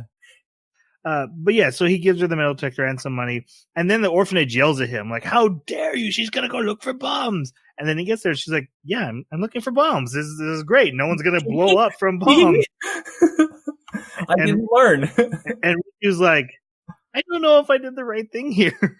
I love Kai's like camaraderie with him. He's like, you know what? If I was in your shoes, I probably would have done the same thing. and it's true. Like, especially as a naive kid, you put yourself in that situation. Your crush asks for this cool device. You're like, yeah, let's get a metal detector. Let's go look for coins. No, I'm looking for bombs. What? Yeah, they did a good job exposing how naive he was. But what I liked about it was like once they got there and she's like happy, she's helping her family. It's like he never asked, hey, I want the metal detector back because I want you to be safe, because he was like, this is kind of her choice at this point. Right. Anyway, they get kidnapped. Yeah, this is bad, the worst. The next episode, we get a phone call from Carl to Solomon. And they kind of talk about what's been going on, and he does not tell him about Saya being at the school, and that's very important. But this is our first glimpse of Solomon, the other mysterious chevalier who is actually the head of the pharmaceutical company, and another gorgeous man. Another gorgeous man. It's just one of the qualifications you have to meet if you're going to be a chevalier. It's a vampire thing, though, right? You know, if they were vampires, yeah, they are vampires. Kind of. In this world's definition, they're vampires. How about that? Yeah. Okay. Cherapta vampire. Every interpretation of vampires are that world's interpretation of vampires. Yeah, kind of. Okay. I guess they're not undead. I guess most people would probably say vampires had to be undead, right? But you're wrong. Okay, so what do you think of Solomon? I love Solomon. I think he is a great bad guy. I love what is to come for him as far as story. But I also love that, there's this scene that we'll get later where Van comes in and grabs him by the arm and is like, "We are going right now." And it almost makes you think like they're father son almost. And but yeah, I like his charisma, as well as being a really terrible person, was like a great mixture, right? Because it offsetted Carl's insanity. Mm-hmm. Yeah. I thought for the longest time that purple-haired Van was also a chevalier, because he seemed, like you said, he seemed to exert authority over Solomon in this moment. And so I was like, oh, okay, so this is the hierarchy. And then I was completely thrown for a loop later when that is not the case. And so, yeah, Solomon is very interesting, but he was just very confusing. Like he's that next level boss that's coming up that you're just getting a glimpse of, but you're not getting enough to really get much of a feel for him, other than like he's dangerous. Is what I got. Yeah. Solomon completes the 3 chevalier we get to meet in this arc, and I think his introduction makes all of them fascinating. We have Hagi, who is super devoted, super, whatever you want, tell me what to do. I just want to serve you. Then we have Carl, who's obsessed with Saya in a horrible way. Like, he wants to kill her. He wants revenge. Even if that's not what his master is necessarily wanting. And that's because she took his arm, right? Back in He Vietnam. wants revenge for the arm thing in Yeah. Vietnam. So he has a personal desire that's overriding his servitude, level. And then we have Solomon comes in, who, my interpretation, actually likes Saya and has an attraction towards her and affection towards her. And now that's a third angle of, okay, that's not what your master's probably going to want. And he's actually like, no, I want to help Saya. I don't want Carl to kill Saya.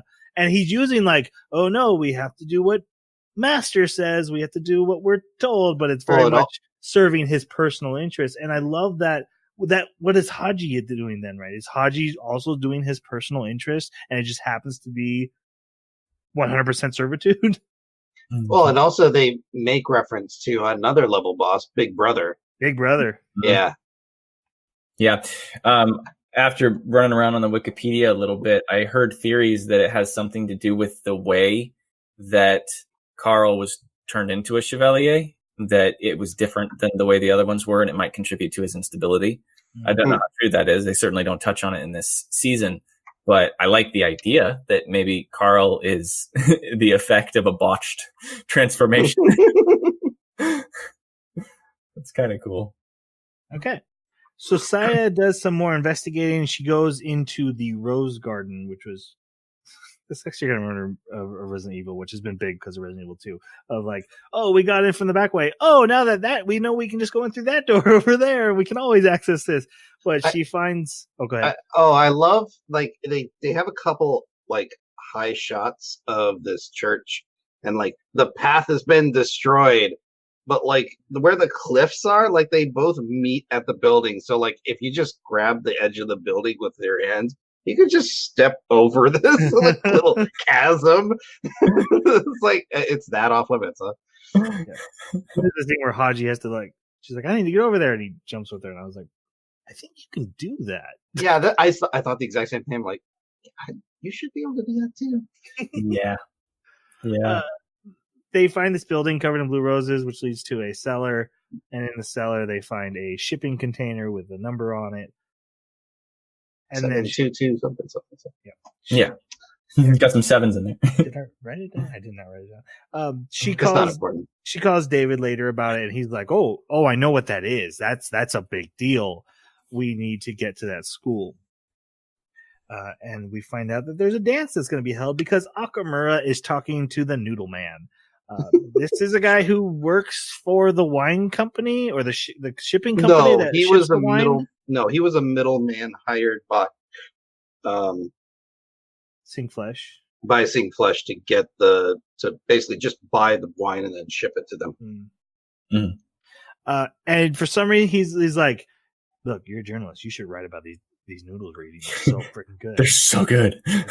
No, I'm working on a story. No, you should write about these noodles. And his English dub voice was so weird and really pitched odd, and it was like he was probably the creepiest thing in this entire anime. He really was. Oh wow, that doesn't come across in the sub at all. He's just somebody that likes noodles, and you think maybe he's sponsoring it or something. Yeah, he was really creepy. That's really funny. So he learns about Akamura learns about the party. David and Julia need to get into the same party, and then they go to Saya goes to a field trip to a museum for the Vietnam War, and she gets more non-stat flashbacks. Yeah, there's a ton of non-flashbacks, and I was like, "Oh, this is the moment she remembers." This is not the moment she remembers. No. Kind of my biggest thing. Like, if we're gonna go through this, then shouldn't she get her memory back?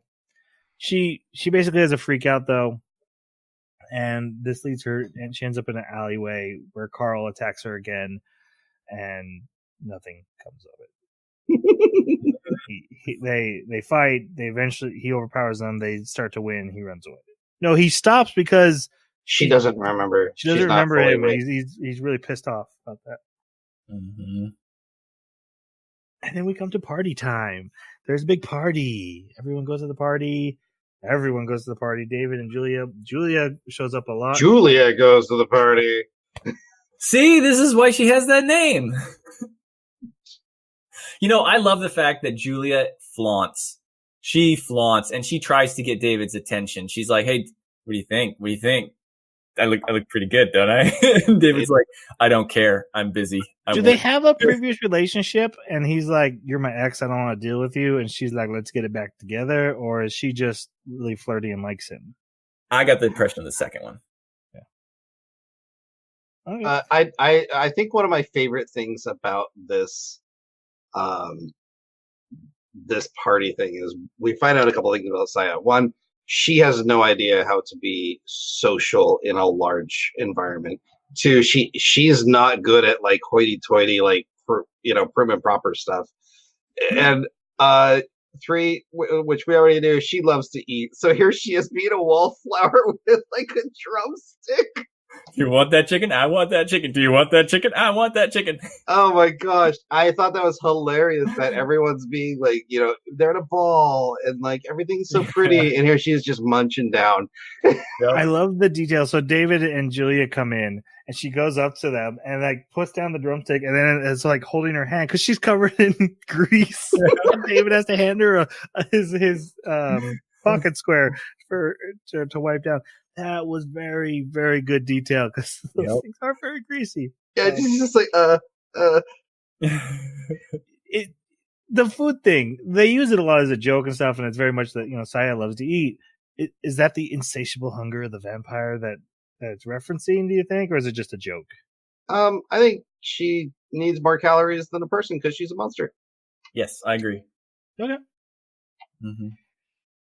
So David goes and sneaks off to that hidden cellar, while at the same time Okamura, who's been denied the party, sees a truck going in the back way to that hidden cellar, and so he's doing his own investigation. And then Solomon shows up. All the girls... Okay, so the American girl was being all super, like, hoity-toity and, like, called outside his dress. And then Solomon walks in, and he's looking right at the American girl, and he walks up right to her and goes right past her to Saya. Yeah, she even puts her hand out like, girl. Here, kiss my hand. It was like the entirety of a 2-hour Mean Girl movie in the sum of like just like 30 seconds. 30 seconds, yes.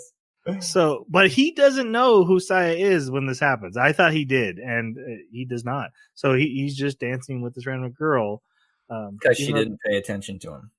Yeah, that's what he says. But I feel like there's some recognition there. It's I'm pretty sure it's the opposites attract thing, right? Because if you notice, every time Saya gets near when a Chiropteran's like doing something, it's happened to Kai a couple times where the Chiropteran's about to kill him and he stops and he can sniff Saya. I think it's the other way around. So this is Diva's Chiropteran, or not. I guess not the other way around, but it's the same thing. Right. He sniffs Saya even though he doesn't know who she is. There's also that she's his type, if that makes sense, of what he has affection for. I guess. Short dark hair. Like wanting to please Diva. So right. I'm trying not to spoil too much because we don't actually meet Diva in this. But there would be traits that he would see and probably would subconsciously associate. Yeah, I think it's more about the Chiropteran attraction. Okay, so you think your theory is the best? All right. Yes. You've already gotten 2, Troy. Give me a point. Put your hand down. David does identify the crate that's down there as Diva, which we've kind of been mentioning, and we're going to find out later that that's the mission. Diva is the goal, the end game of what they're trying to do here. So this is a big deal for him. And I think in this moment too, we learn that the Delta 67 is Diva 67, as in the 67th version of this serum. It's Diva juice. Yeah. At the same time, after her dance with Solomon, Saya sees Carl and she chases after him, leaving her new friend behind. And I love that she has to drag along this guy to meet Saya because she's been so lonely. She finally meets a boy. all I want is for that character to just have a long, happy life. Yeah.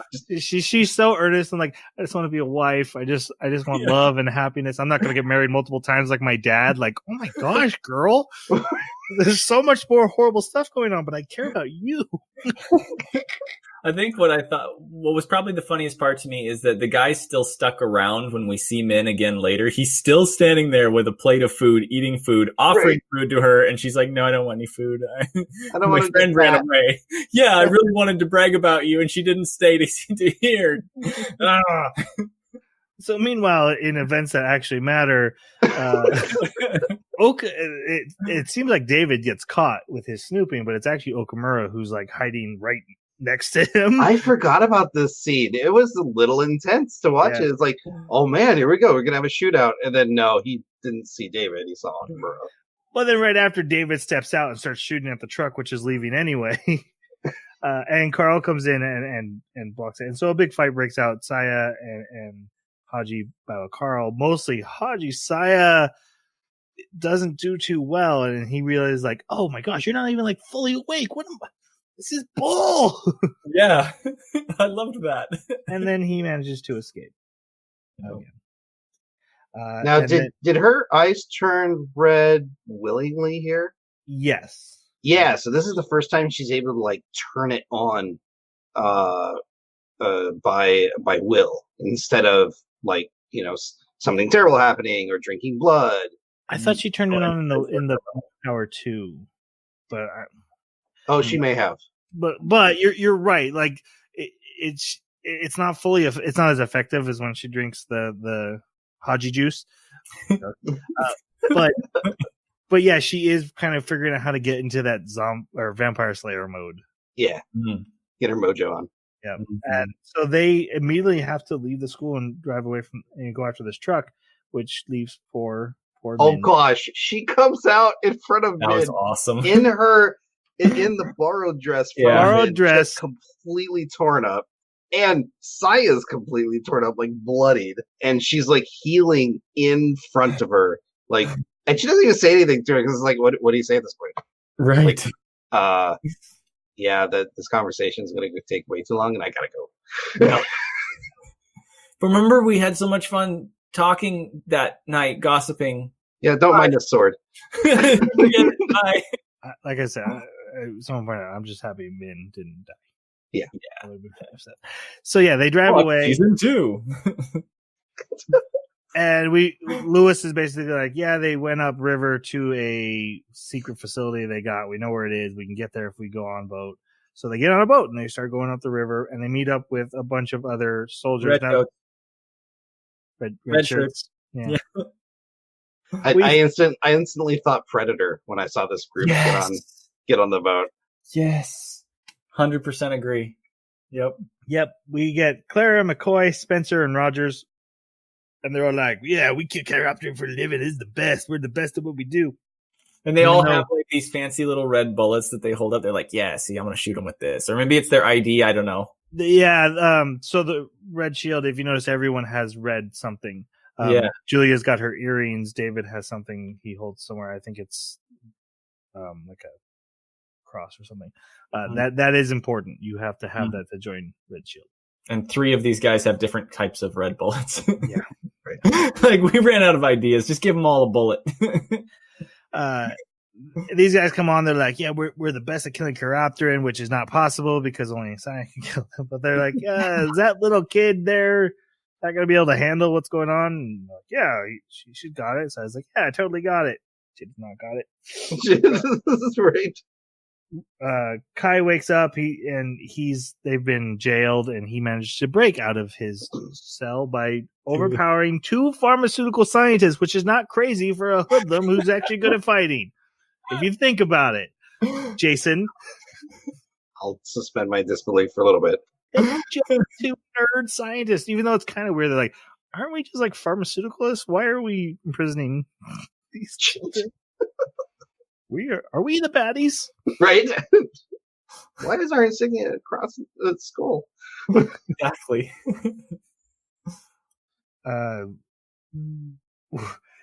This all kind of comes together. So meanwhile, there's there's two crates now because one's a decoy of Diva. Solomon and Carl are getting things ready. This is where we find out like Ajano doesn't know what's going on. He's like, "Hey, we're gonna do this," and they're like, "Yeah, sure, whatever you do as you want. We're immortal vampires. You literally could not matter less to us." Yeah. Oh gosh, here we go. The movie is called Blood the Last Vampire. I get to use the word vampire. Well, the movie is, and it even says vampire on her paper in the movie. You're right, but that just inspired this, you know. So I'm inspired to say vampire. I lost where I was thinking. Oh yeah, so Kai rescues a bunch of kids. So meanwhile, so the soldiers are coming. Diva starts to sing, and all these random kids with Kai and Riku start singing. And like doing this weird chant. And they just march outside right up to their captors. And Solomon's like, "Oh, you got this." Carl's like, "Yeah, I got this." And he takes the kids and they go meet the soldiers. And as soon as the kid shows up, the soldier's like, "Oh my God, what are these kids doing?" And Hagi throws a knife in one. And they're like, "Hagi, why would you do that?" And it immediately bursts into like a baby monster. It doesn't even look like a little kid monster. It has the closed baby eyelids. Mm-hmm. Man, these things are creepy looking. They are. Now, Jeremy, you're 100% right that these are red shirt soldiers. Oh yeah. But McCoy, when that one jumps on his face for like 5 seconds before Rogers shoots it off, and then it shows like his face, and he's like, half his face is missing. Holy moly, that was intense. Right? Yeah, that was rough. So yes, you're right. These are red shirts, but I think they served a good purpose of showing the threat and how scary it was. Yeah. So the soldiers, the Red Shield, run into the house. They're fighting these things, and of course, Saya is having issues. And it's partially because of the song, but that's also giving her flashbacks, and she's struggling. She's basically just having like a nervous breakdown in the middle of the fight. Right. That was the thing that got me. Is I'm like, okay, you brought these guys along so that we can emphasize Saya's inability to do anything, because she has to have a moment where she loses control. But if we don't have people that die, then it doesn't really seem like she had a moment where she couldn't contribute. It didn't matter because nobody died. So we had to have 4 people to die. And yet it was so easy for her to just eliminate everything when she goes nuts. And so that just left me angry. Like, Saya, get it together. Get it together, Saya. What the heck? I really don't like you now. So they end up barricading themselves like in the main foyer, and then we cut to Kai, who's like tells Riku like, "Okay, stay with the one-legged girl and the other couple kids that didn't freak out." And he goes out. He burst into this foyer, and Saya is just sitting there stabbing because she had a dream about a tower and her family, and now she's just stabbing the baby monsters to death. And we also find out like she cut the soldier woman open, and she's gone berserk. She attacks David. Hagi stops her, so she drinks Haji's blood and goes even crazier. And then goes after Carl. And then goes after Carl, who does a very classic vampire move. I'm here upside down. He's thematic. Kai stops her though with his voice, which pisses off Carl. Yeah, which is kind of odd because I kind of think she would have won versus Carl. Carl not think so. Yeah, I guess that's true. She comes back to her senses, and they manage to drag Carl off because that's what he does. The last red shirt sacrifices herself with a grenade to take out the rest of the babies, which wouldn't kill them, I guess. So here's another issue I have: is so grenades work? Explosives can kill them? Oh no, it didn't kill them. It just slows them down. I don't think they died because there were still more coming afterwards. And does a nuclear missile work? Well, I imagine if they were completely obliterated, that would work. Doesn't Hagi kill one just by ripping its head off? I read that the Chevaliers can be killed by ripping their heads off. Yeah, I imagine the Chiroptean can too. Yeah. So one of the things I'm wondering is if they can figure out where Diva is, why not just nuke it? Like, if this is such a serious threat. Well, Red Shield's not part of the real military. They're like true. a secret shadow organization. Yeah. Shadow organization. Wow. So That was special. That was. I wanted it to sound like a James Bond thing, and I don't have that kind of skill. I apologize. I'm actually on the wrong page. They go out into the yard for the big final battle. Kai goes back for Riku, who's helping his friend whose skin is cracking, but it's fine. And Kai like throws her down. Riku's like, "No, we're helping her." And Kai agrees. I was so irritated with this. I was like, no, you don't let that kid make that decision. Right. Like, so Carl comes out pissed at Solomon, like, "You stopped me from fighting her," because just a moment ago he had like a vision of Solomon and made him stop fighting. And then Solomon's like, "Okay, but now defend us while we leave." Right. So Carl goes full Chiropter. He turns into his full beast form. And this is the first that Jono has seen of this, and he's like, "Wait, that guy can." He had some D67, didn't he? Saya loses initially. Meanwhile, and also Riku is now being pinned by his girlfriend, who's getting ready to eat him. Mm-hmm. And then Saya, asserts, "I'm gonna fight." She believes in herself, and she manages to cut off Carl's leg. And he gets away. Which he starts to crystallize. No, it doesn't cut it off, just wounds him. Yeah. Yeah. His leg starts to crystallize. I'm assuming he's going to have to take it off then. Well, he does. He does. Yeah. One of the things that I really liked about this fight was up until the point where she was actually going to deal that blow to him, they did pretty good animating the combat. I really enjoyed it. But in the scene where she actually lands the blow, it takes that traditional... Like, just like with Outlaw Star, where it's like, you just have the samurai who's like, "Oh, I made the move already," and the screen just stops. And I'm like, but I wanted to see the motion. The motion. I wanted to see what happened. Right. Yeah. I was sad. Fair enough. Yeah, so Carl ends up, like, avoiding her by going into the house. Goes in the house and he escapes. And she's like, "Phantom!" Well, he finds an axe and then chops his leg off before it can crystallize the rest of his body. So now he's a one arm, one leg man. Manropteran. Who's so Ropteran? Whose greatest skill is the ability to escape everything ever. It really upset me that I was like, end of season 1, she's going to take down one of the big baddies, and that didn't happen, and I was a little frustrated because she doesn't believe in herself fully. Her field meter didn't get full up. Yep. And so it ends with all the children who are still alive being locked in cages. They're basically feral at this point. They're like, "Can we help them?" I did like the touch where they're like, "Oh, I don't think we can help them. There's no way to bring them back except for a miracle." And then you see that she's playing the piano with one hand, and I'm like, "Oh, that's terrible." Yeah, that was rough. Right. Yep. Kai yells at David because this is the first time they finally, got back to the same location. He scolds him. David's in complete bandages, so it's not like he could like pull the same stunt of like, right. "Oh, I'll just beat you to submission this time." Yeah, you gotta remember, David jumped into a helicopter. He jumps into the second helicopter, which then got shot with a missile, so he had to jump out of the helicopter and fell. Yeah, he got hurt pretty bad. Yep. Well, and he took some hits from the Chiropta kids. Yeah.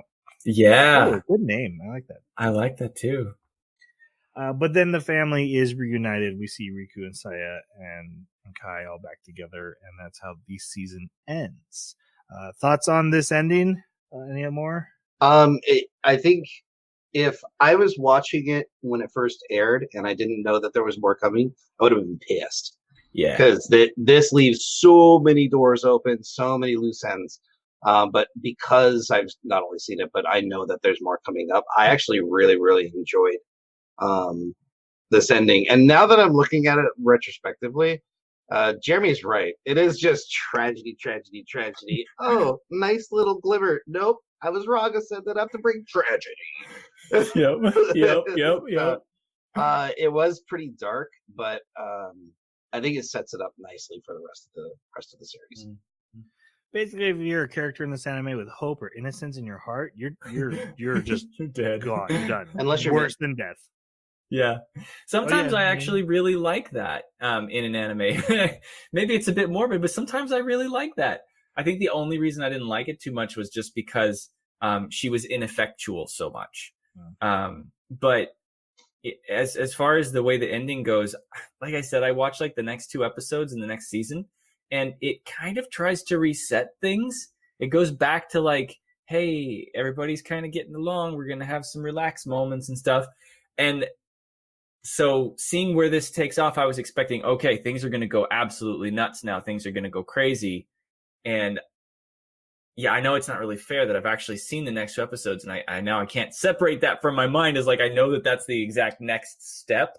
And so I'm like, oh man, don't do that. Don't go back home. Carry forth the momentum that you gained. But yeah, I'm in the same boat where it's like it doesn't feel like anything was really climaxed. No powerful ending there. Yeah, I do think probably Blood Plus goes too long. I can see some cool things they're setting up for the future. I honestly don't remember if they do this, but you have a pharmaceutical company that is both creating a monster juice and has the most popular energy drink on the market. And I'm like, ooh, put those 2 things. That's going to be pretty cool. But it's like I said, it's like 5 seasons long, and I feel like we could do this quicker and get to the same point. But it is what it is. Let us go to our final reviews then and see what we thought of just these 13 episodes. I know it's going to be hard for you, Jason, because you and I both are fans of Blood Plus, but just this season, what'd you think?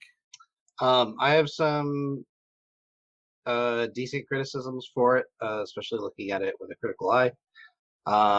Unfortunately, I guess fortunately for me, I actually really enjoy this kind of anime where it's like, you've got excitement, you've got tragedy, but you've got characters that you fall in love with and they develop along with you as the story goes along. So it might be a little bit of a cop-out, but I do want to give it a 4. I'm not going to give it a full 5 because I do think there are some things that didn't age well. Like I was telling you guys, a lot of the story beats were so heavy-handed in the dialogue, it just kind of treated the viewer pretty dumb. Like, you remember this thing? Yeah, this thing? Yeah, remember it? Yes. Yeah. Will Saya go crazy again? I don't know. Will Saya go crazy again? Find You out tell next me. episode. Yeah, so definitely not a perfect score, but this kind of hits home for me as far as what I like to see in an anime with story, characters, and also the really neat concepts. I absolutely love the majority of the characters. Unfortunately, the main character is not among them.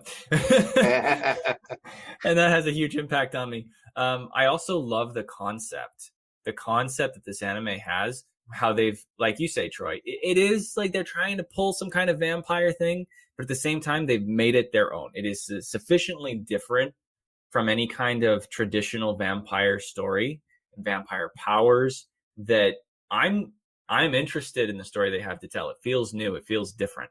And so that's really cool.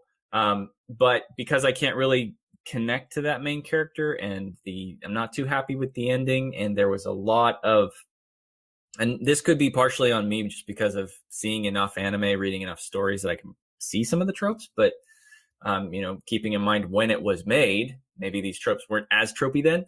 I don't know, but it seems pretty tropey to me, easy to predict things. And so, yeah, I got to give it a 3. It's still a good anime. I still enjoyed it. Okay. But yeah, it's a 3. I'm actually going to give it a 3 as well. It's a little bit unfair to it, and it's a little bit actually fair to it, because Blood Plus as a whole, I have very high remarks for. But this first season had a couple lulls, a couple low points, all the things we've complained about. Also, 6 weeks in a row for me, I've watched something I've already seen, which is like the worst thing I could do. I want something new. And usually that doesn't happen as even when we do these retro animes, but just for some reason, everything we watched, I've already seen. And Blood Plus kind of suffered from that because it was really hard not to stare at my phone sometimes because I already knew what was going to happen. And I was like, okay, yeah. I just need to take the note that I need to take and keep going. And it actually got a little hard to watch this one, even though it's a good anime. So a 3 for me. And our next anime is new. I've never seen it before. I'm so happy. Thankfully, that's the only thing that it has to be because I have no clue how this anime is going to go. Yeah, so it's called Release the Spyce. Spyce spelled with a Y, Spyce. It seems okay. The description I read on my anime list seemed really generic. Like, yeah, girl goes to high school, joins superpower group, defends town. Yep, from criminals. I watched the trailer, and the criminals seem sufficiently silly. So I don't know how silly the anime is versus how seriously it takes itself. That description describes like 45 different anime. I know. Yeah. So, like, there's a dozen villains, and I think that they come from 45 different anime. Right. So when Jeremy sent this out, I read that description. I was like, yeah, but sports anime are a problem. Sure. Yeah, no, but the same thing 100 times. But I am judging a book by its cover. We will watch it. It could be really good. Could be really bad. We'll find out next week. But that is the anime that we are watching next. And like I said, I'm excited to watch something new. Yeah. If you have thoughts on Blood Plus, on A La Star, or Release the Spyce coming up, please feel free to reach out to us. You can reach us on our Twitter at Baka Podcast, or email the animebakaclub@gmail.com, or leave a comment wherever you found this podcast, and we will get back to you. Thank you guys for listening. I think it's time for us to go. Yep. Thanks for listening. See you next time. Sayonara.